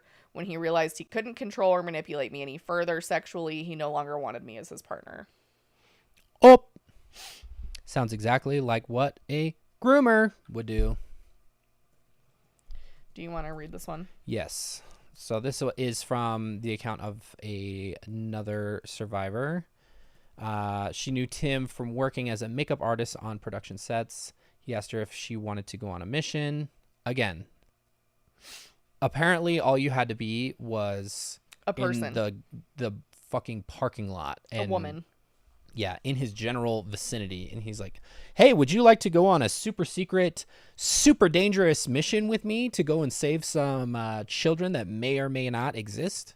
All right, let's go. Anyway, in his text messages to me, he was persistent and aggressive and very forward with me being involved. He wanted me on board and to say yes to being okay with the following scenarios, including one, if we were in a hot tub together, he would have me have to touch me under the water so they would believe we were into each other, which meant under my swimsuit. 2, potentially we would have to shower together. 3, I would have to have an orgasm if needed for them to hear it or fake it. Yeah. 4, I would have to turn him on enough that he'd want to have sex with me when we got back to the hotel. 5, I'd be his girlfriend the entire trip, including in the airport and back. The people had to believe us the entire time that we were together. So exactly what Jen just said a minute ago. It's tragic that these women did just want to help children, and they got assaulted instead. Yep. Like that was his greatest ruse, was actually pretending that he gave a flying fuck about any child anywhere on the planet. Not even his own son. He doesn't even care about his own son. He's using his own son in his shit. And then he actually used that as the bait to hurt women. So yep, including his really wife, cute, because his wife is a victim in this also. Their whole goddamn family is. I was told that I would be paid that weekend, but never got any compensation from OUR. And I met Tim at my hotel room upon his request, where I did another audition to see if I was eligible. So this time he said to show me what I was willing to do or how far I was willing to go without physical contact. So I felt required to turn him on or give him a show by taking my clothes off into my underwear. And he told me to say, fuck me. As I looked into his eyes, he watched me on the chair and I felt very uncomfortable. I've never said that word out loud before, but he said it was necessary. After a long while and with his arms now around me, he said that he was too turned on and that we should go to the gym together. I declined. I never saw him again, and he later told me that he couldn't do missions anymore because he was too well known. That's when it was confirmed to me that that I had been used, and that's where it cuts off. Yeah. So another woman experiencing the same thing, same story, different day. Yep. And mind you, these are women. Like, this is probably a Mormon woman who's never said the F word in her goddamn life. Like, be for real right now. And to think that this is just normal run-of-the-mill shit with him. This is just a day in his office.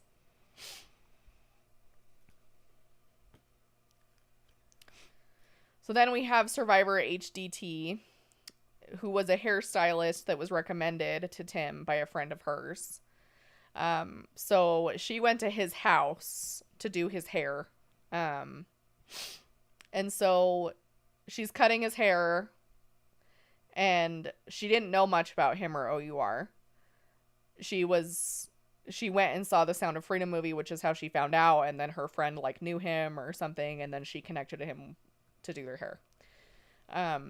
So as she's applying the lightener, Tim started asking me questions. He asked what I knew about OUR and said I didn't know much, and I said I didn't know much except for what her friend had told me, and that his movie was out. He seemed very shocked and almost disappointed that I knew nothing about his company or him for that matter. He asked what did I know about him or if I had ever even heard his name with the LDS Church. And again, I said no. He replied with, I'm actually a big deal. I said, oh yeah, tell me why.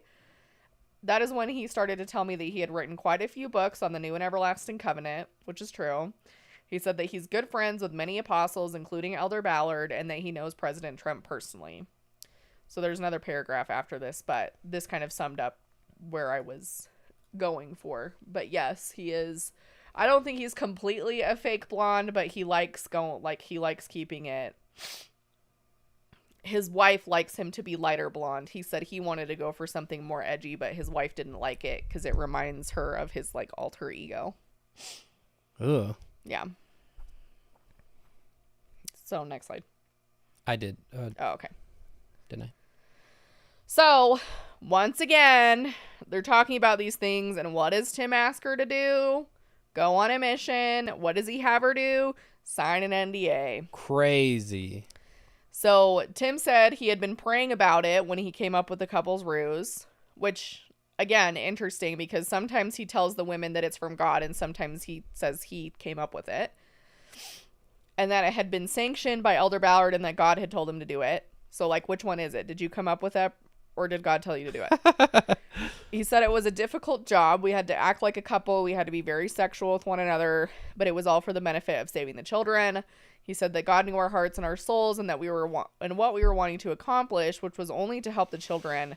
He asked me how I felt about it and if I thought I could do anything like that. I felt very special that he was asking me. I felt important to be asked to do to do such amazing, important work. I said, of course, I would want to do that. I mean, you highlight these little passages right here. I felt special that he was asking me. I felt important. Grooming. To be asked to do such amazing, important work. Like, this is a guy whose image and ego has been inflated so much that he can groom people in broad daylight into thinking that they're going to be making a difference, that they're going to be saving lives, and then he's exploiting that trust right there and then. Like, he was not interested in doing any of that. He was just trying to get his rocks off.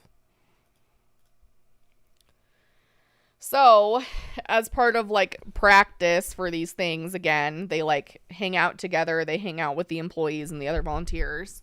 Because we're a family. I guess. So, one of the other survivors from the lawsuit, Matt, another employee of some kind, and Tim are all spending time together. We're hanging out. We played some games and we're trying to all act like couples. It was very strange, but that's quote unquote what you're supposed to be doing. Tim starts kissing my neck and my forehead and grabbing my butt. Like, what? He kept telling me that this is what we have to do so we're comfortable with one another. But Matt Cooper is not doing this to the other survivor. They would touch each other's backs and she had her leg over his, but that was the extent. I asked why they weren't being so handsy. He said we would be the ones who were really communicating with the traffickers. We're the ones who are really in there. And so, he's Tim Ballard. I'm trusting him.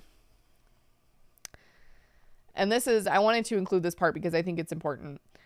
I know that sounds crazy, but at this point, even my mom is telling me Tim is so amazing. She has all of his books at her house. She's read all of them. He's just this incredible guy. Anytime you mention his name, everybody just talks about how great he is. And so I trusted the process. And so they're sitting there and continuing talking. But I included that because I think it just illustrates. Yeah. He doesn't even need to defend his character. Other people will do it for him. Yeah. None. Like, this is a telltale sign of a cult of personality. Like, it doesn't matter what's true or what's fake about him. What matters is what has been portrayed about him. And people will talk you in or out of anything because they have bought into this lie. I don't know. Maybe at one point it was true. But even some of the information that only he can confirm, he won't. So I'm just going to assume that it's all a lie. It's all bullshit. So while he is inappropriately touching the survivor, she tries to divert the conversation by asking about his wife, Catherine. I asked him, what does she know about this? And he said, not much. Red flag. I said, what do you mean? And he said, not much, and that she didn't want to know. I was a little bit shocked. I said, what do you mean she doesn't want to know? He said she doesn't want to know the details. She trusts me. She knows that this is a calling from God. She knows that this is what needs to happen, and she knows that I'm the man for the job. I asked, if she trusts you, then why doesn't she want to know what's going on? He said, well, she knows to a point. She doesn't want to know details about the things that I have to do with the women, and she doesn't want to know about the gross things that we have to say with the sex traffickers and do with my partners, which brought me into more questions. So I started asking him, well, what do you have to do with your other partners? He proceeds to tell me that he has to shower with them. He's been in massages before where they've had to grind and act like they're having sex. He has had to pretend that he is doing a sexual act to someone while they were at a bar. He has had to have somebody rub over him, like dry humping, basically. Like, and this tracks because I watched the interview that him and his wife did. And when he was, I can't remember whose show it was.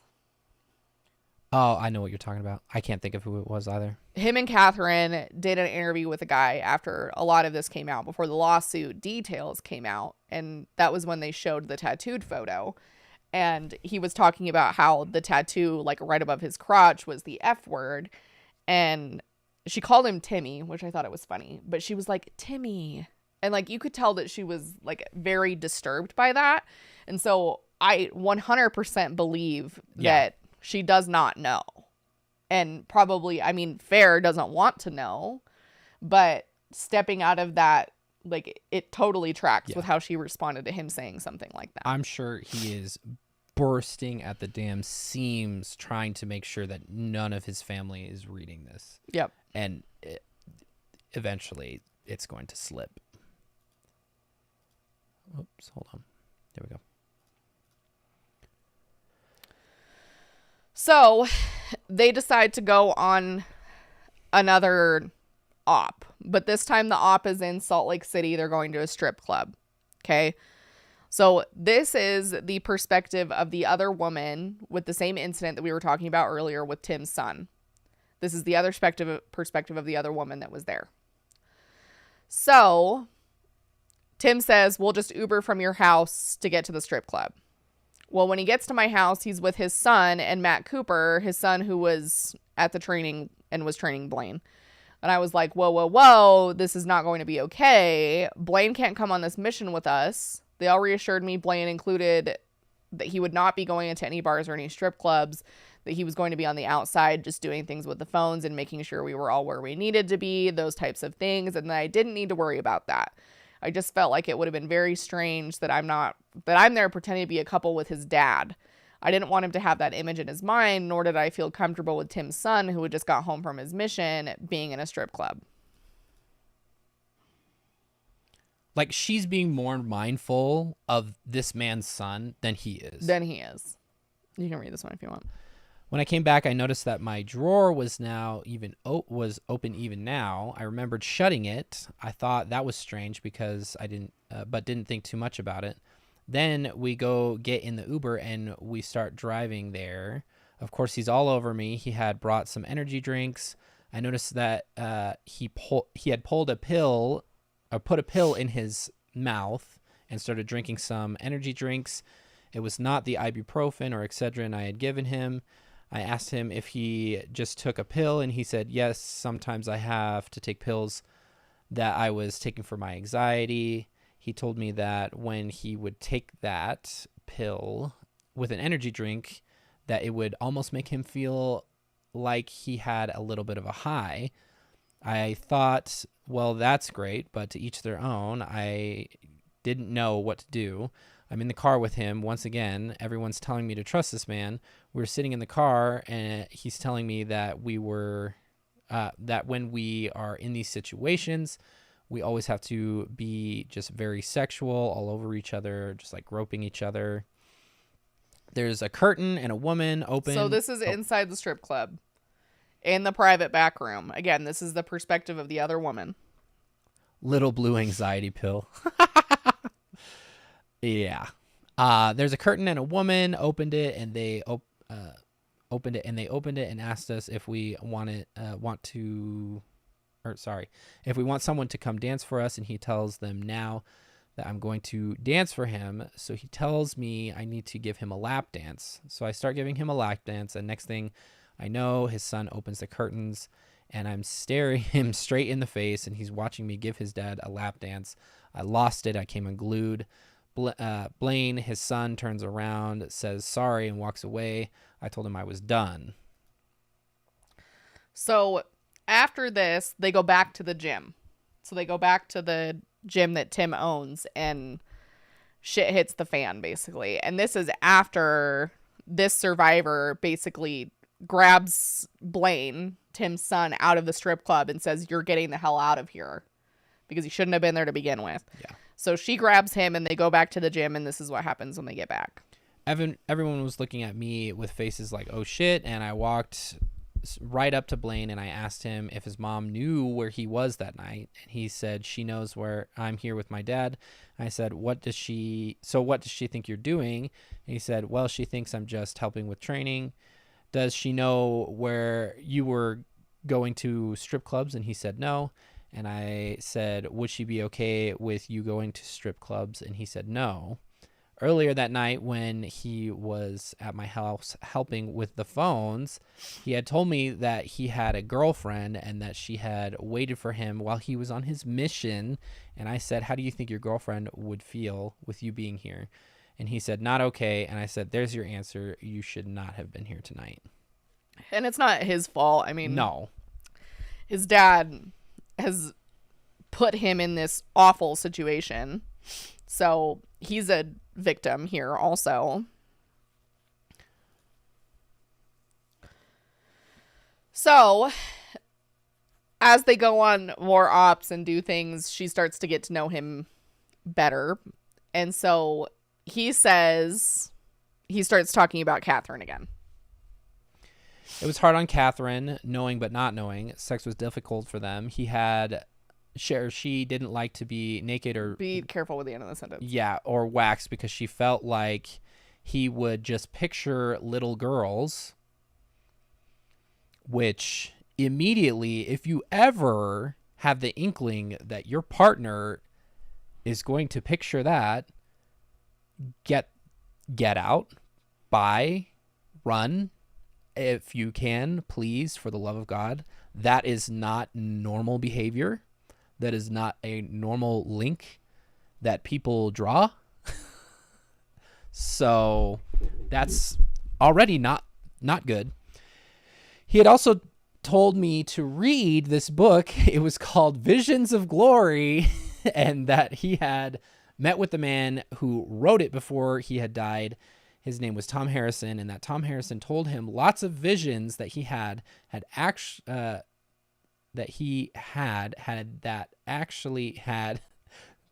they needed to do a little editing here, Tim in them. He said that Tim would be a prophet of the LDS Church one day, that he would be the president of the United States. He told me that he also had another psychic friend who we've discussed before, one here in Utah, that she would tell him things like who his partners should be, that she would tell him a lot of times or where he could find the children and where the sex traffickers were, and that's where he sometimes got a lot of his information from. He had been going to California, where he was doing shows on PragerU. He was telling me that they wanted him to start hosting his own show. That's out the window now. Yes. But yes, to those of you asking, Visions of Glory is the book we've talked about before. This is the sequel. We're bringing it back, baby. This is the crazy what happens with Jesus coming back and, second coming and millennium and all of that stuff. Like, that is the crazy ass book that has a bunch of weird shit in it. But this is the problem, is all these people perpetuate that he's this, like, basically a prophet, and it just like reaffirms what he thinks, and it's his whole ass ego. Well, and he talks about those people because they inflated his ego. They were riding his D. And I cannot help but think that there were probably other people that he consulted that didn't tell him things like that. And he never thought of them ever again, never brought it up because they didn't tell him what he wanted to hear. The Garmy Cinematic Universe continues to expand at breakneck speed. So I included this because this is the conversation that 2 of the survivors had, but I included this so that you could see kind of how Tim manipulated them and controlled their behavior. So anytime the volunteers got together, like at any time they were with Tim and Matt, they made sure that they turned off their phones because they didn't want anyone to listen in on their conversations, apparently. So these women are turning off their phones when they're with Tim. No location services. And then this survivor had a camera in her home, and Tim always made her turn it off. So when these 2 survivors got together and decided to talk, they were scared to talk in their vehicle with their phones on. They turned their phones off so that they could talk openly. And so that's just the level of control involved in this situation. It's not about operational security. It's about control. Because you would not just bring, again, I've said this a billion times already, you wouldn't just bring any old Tom, Dick, or Harry off the street for doing this dangerous, super specialized, alleged operation. It makes no sense. But you're going to have them turn off their phones, turn off the cameras at their houses, and, like, come on. It's pretty cut and dry at this point. Yep. Whoopsie. So, this is the... Jordan not starting a slide off with, so... Shut up. Challenge impossible. Shut up. This is... I included this part. The rest of it is too graphic to include. But with this survivor in particularly, he went to an extreme. Everything that he's done to these survivors are awful, but he got very intense with this instance in particular. So you can read this one if you want. I put my hand on his chest and... context for this.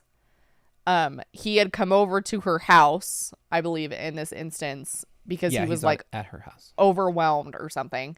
And then he had a panic attack. So she was feeling bad for him and trying to calm him down. I put my hand on his chest and kind of started rubbing it. I told him to breathe. He started calming down and I gave him a hug. He pulled me in closer and nuzzled his head and into my neck. He started kissing my neck. I felt like he was in a delicate state, so I was trying to be gentle. I told him, Tim, you're okay. It's okay. He said, no, this is what I want. I said, it's not what you want. This is not what you want. I stood up and sat on the couch on the other side of him. He came over and kneeled in front of me and asked if I believed if we came back reincarnated as other people in different lifetimes. That's a Chad Daybell belief, by the way. Yeah. I told him that I had never thought about that before, and he said that he did. He believed that he and I had been married in a different life. This is why he was so physically attracted to me and emotionally attached to me. He asked me if Catherine had ever died or if they were ever to get divorced, if I thought that we would get married. I wasn't really saying anything. I was so shocked and a little bit nervous about what he was saying to me and what state he was in. I asked him what was going on, and he was going through his head, and he was still kneeling in front of me and pulled me closer. He put his hands underneath my shirt and in the front and started to pull up my shirt. And about a month before that, I had a boob job, so I told him to stop. Tim, that hurts. So before we get into the other thing, reincarnation is not a Mormon belief. No. So that doesn't track with Mormonism anyway, but no, this is something that Chad and... I'm not even going to say there's little room. There's absolutely no room for that belief in Mormonism. But this is something that Chad and Lori Daybell believed, that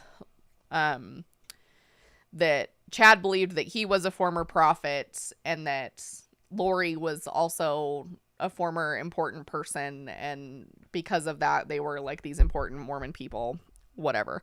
So this is a Chad Daybell type situation, but in this instance, he got very out of control and basically she tried to get him to leave and he wouldn't. And so he basically kind of like tackled her onto her staircase and started like basically rubbing himself on her, and even attempted to take his own clothing off at that point, which of the women in this suit, she was the only one who described an experience that went to this degree. And I'm not saying that any of those other experiences are any less valid. It just seems like with this woman in particular, he went further. And so she's telling him multiple times to stop. She's repeating, I don't want to do this. This isn't okay. And she's basically trying to like prevent herself from being assaulted. And so there's no penetration, if you will, but it was still extremely traumatic for her for obvious reasons. And so he eventually gets off her, doesn't say anything, just like buckles his pants back up, grabs his shirt, doesn't even put it on, I don't think, or was putting it on, and then just goes out the door. Just leaves. Never speaks to her again. That was it.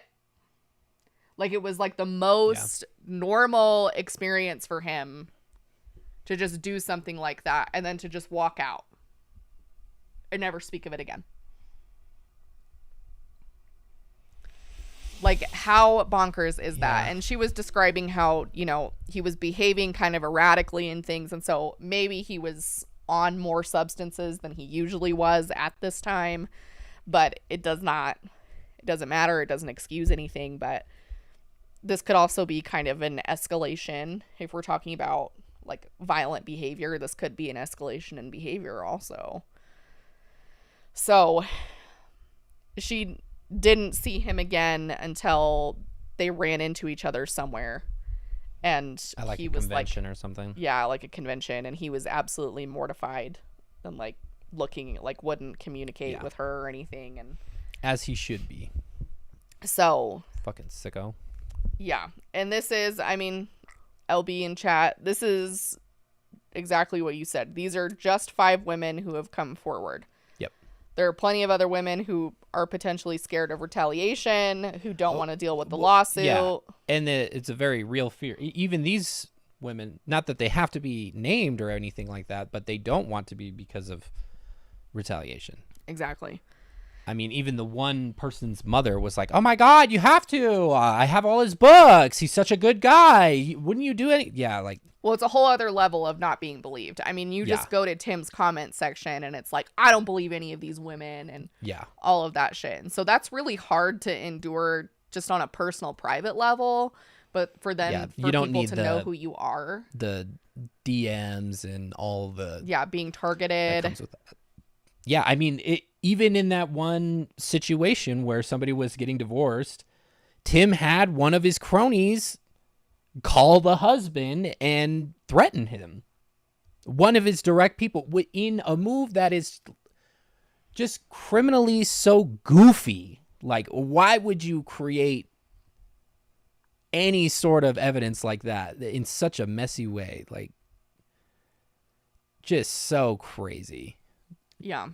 And like we talked about in the last video, there was a state investigation due to complaints into OUR, but they investigated it and no charges were filed. But you have to keep in mind the Utah Attorney General is BFFs, like someone said it in the chat, is BFFs with Tim. Yeah. And so it would not surprise Sean me in Reyes. any sense if there was inappropriate things going on, cover-ups going on, like I would not be surprised by any of that at all. Timmy Soprano. So that's the other thing to keep in mind is there's probably some level of corruption here. That's my own personal opinion. That's alleged. I don't have solid information to back that up. But Tim and Sean, the Attorney General, are friends. And Sean endorsed him for Senate before retracting it after all this stuff started to come out. Which I'm quite frankly, I'm shocked. I'm very surprised by that. He is just, that guy is a sack of garbage but dressed up in human skin. All these OUR people are implicated in this as well. Like, there was an instance where one of these women, during the private interaction that Tim was having with her, where Matthew Cooper walked in on it and saw what was happening. And they just kind of all stared at each other. And Tim was like, we need a moment. And he basically just glared at Tim and left. And so I'm like, there's an extreme awareness, at least on his part, of what's going on. And so that's, you're complicit in this by not bringing this. Like, if things were happening as far back as 2021, we don't even know if things could have gone farther back than that. If this is a pattern of his, who knows how long he's been doing this for. Yeah. Somebody said, I mean, I would love if the FBI got involved here. They crossed state lines for things. They couldn't even file criminal charges on these claims. That's why they're filing a civil suit. So the FBI wouldn't even bother. Because, I mean, he's a goofball of the highest degree, but he was at least able to cover his tracks enough to the point where they couldn't do that. I don't know. Maybe it would happen later down the line. So anyway, this is, and I mean, it's not limited to these 5 women. There could be other women that come forward and join the lawsuit. There could be other people who file different lawsuits. Like, there's still options open here, and we don't know what's going to happen beyond this. But basically, that's the whole lawsuit. Obviously, I didn't give it to you word for word, and there's a lot of graphic stuff in there that I didn't include. She did read through it all, and we did read a lot of it, so. Yeah, I mean, I gave you what I feel like are the really important points. This is public information. If you go to, like, any news channel and search his name, like, you can find the public documents and read through them yourself if you want. My personal opinion when it comes to Catherine, when it comes to his wife, is that he's done a lot of manipulation and probably abuse, of my own opinion, allegedly. That I wouldn't be surprised if she stayed with him. I mean, I wouldn't be surprised that she's so deep in this that she wouldn't even read the lawsuit, because everything about him is discarded as, like, people are just coming after him. This is just the intolerant left who hate children. They don't want Timmy out there in the field saving all these billions of trafficked children every hour. Yep. So it's like, I don't even know if she would read that. I mean, it's everywhere. So I don't know that she can avoid what's being spread everywhere, but I don't know that she would read it herself. And I mean, maybe she would, so she could, argue against the claims, but I don't know. If you're in an abusive, and I'm making a leap here, but if you're being... I mean, what could she even argue against the claims? She didn't even know what was going on. No, she didn't. But I don't know. If you're in a slightly abusive or manipulative relationship, it takes most women a decent amount of time to be able to get out of those relationships. I think it's, like, statistically, from, like, a domestic violence perspective, and I'm not saying that's what's happening here. Yeah. It takes women, I think on average 8 times of considering leaving or attempting to leave before they actually leave. And that's not from a shame perspective. That's just the situation and the manipulation and the coercion and the abuse, that it takes them that many times before they actually feel like, they have the confidence, or it feels safe enough, or they have the resources. Like, that's a whole other argument within itself. And so she also doesn't have the benefit of, like, concrete, these are things that are happening that my husband is doing that's bad, because it's all just going to be interpreted as, like, bullshit, the left coming after him, blah blah blah. Yeah. I mean, aside from being intertwined with religious things and everything, it's also so wrapped up in politics at this point. We're in a climate where this has been at the forefront of people's minds so much. Chow Yun Smut, it's coming out soon, so this is just my temporary one. I can't help but mess with it because It wiggles. It wiggles. Thank you for noticing, though. But about finances, yeah, finances is a big piece. I don't think she works. I'm not for sure, but I don't think she works. They do have 9 kids. Most of them are still in school. So there is also that dynamic as well. I mean, she could sue him for money, and she would probably get it. Utah is very much like a 50-50 split state. So she would get money. But again, I don't know if that would be sufficient for 9 kids. Yeah. Temptoof. Exactly. Yeah, sorry. So anyway, again, once I get around to doing timestamps, I'll include the link to the document in the description if you want to read it. 8 are in school, 1 is at the strip club. Oh my God. Oh my God. It's just so sad because it's also setting him up to be in an environment that's not safe, not healthy as an 18-year-old or a 20-year-old, maybe. I don't know. One's taking uppers at the strip club. Yeah. It's like, oh my God. I feel so bad for him. I feel so bad for him too, because now all of this is coming out and he's being implicated in this. And who knows what his girlfriend will think about this, if she'll believe him. Like, good luck. Ugh. Well, at this point, maybe they're married. I don't know. That someone asked if this was like a statute of limitations or if it had been too long. This is only within the last couple of years. So I can't remember what Utah's statute is. I think for child crimes it's 4 years or 6 years. Whatever it was, Jody Hildebrandt's family member wasn't able. The statute of limitations had run out. Yeah. For her. So it's not very long, and Utah isn't a state that has a no exception statute of limitations like for sex crimes specifically. Like Colorado has I think a extensive over 20-year statute of limitations on sex crimes against children. Utah does not have those. Idaho does because of Adam Steed and his dad, who were also victims of Jody. They worked to change the statute of limitations law in Idaho and were successful in doing that. But yeah, Utah's not one of those places. But Utah's notorious for not protecting children. So it doesn't surprise me at all. Yeah, there should be no statute of limitations for sex crimes. That's kind of ridiculous. So yeah, that's the lawsuit, everyone. I don't think this is the end of the road here. Similar to our position on Ruby and Jody, I think this is only the beginning. I think more will come out. There's going to be a lot of discovery to come through.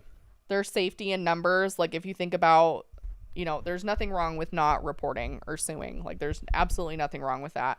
But if we think about the Cosby case, the more women that came onto the lawsuit, the more other women felt comfortable joining the lawsuit. And so there's strength in numbers, and I wouldn't doubt if this number continued to rise. So yeah. That is the lawsuit. So this probably won't be the last time we cover this. We're going to show you the cats as a little reward. Palate cleanser, baby. For sitting through this PowerPoint. Yeah, I'm going to do this smart this time. And then I want you to show them that screenshot about Ruby and Jody from the other day. The one that you sent me that was really funny. I want you to include that one too, because that was hilarious. I don't want to pick on these people. No, but it is funny. But it is funny.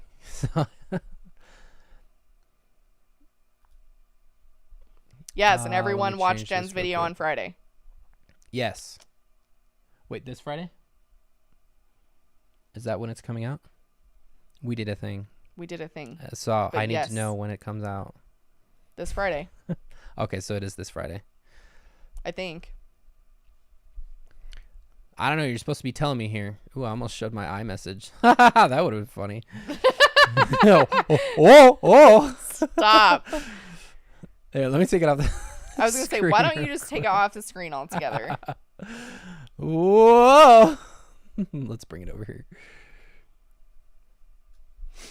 I got in trouble last week because I had the locations turned on for the freaking Ethan over here. So the kitty cam isn't working, but McKay took a picture. It's what a wasted $20. Here's one.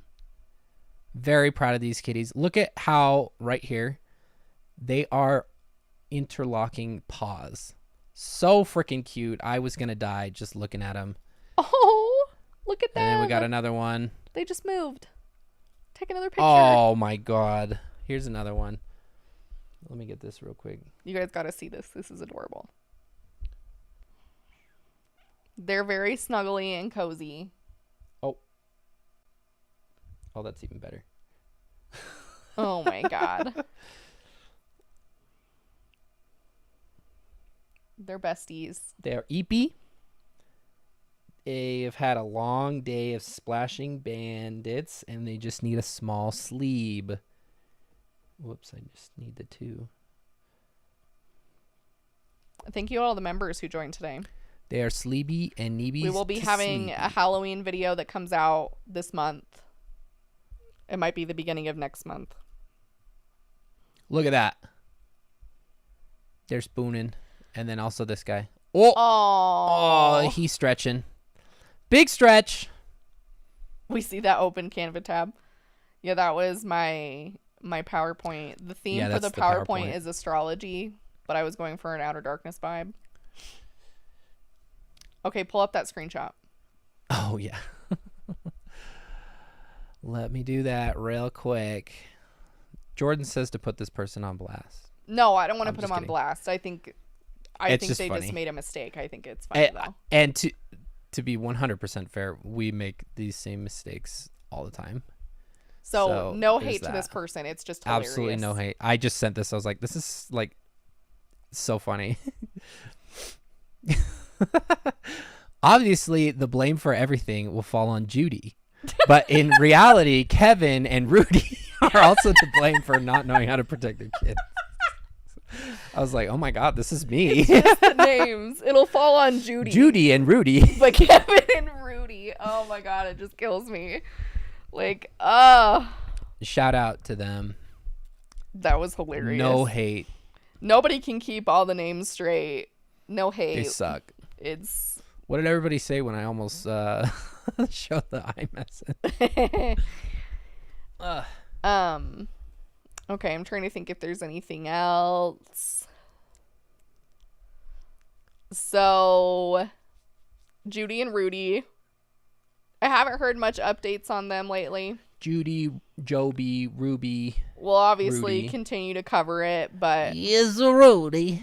We'll continue to cover it. I haven't heard much. Joby. I think their bond hearing got pushed out much later. Crazy. So I think it's late. It might even be November. I don't remember. Tracy Martell vibes. Everybody called me Ethan. Great. Love that. So we'll keep you posted on that. When there's enough information, we'll do another update. And then obviously go follow my Instagram.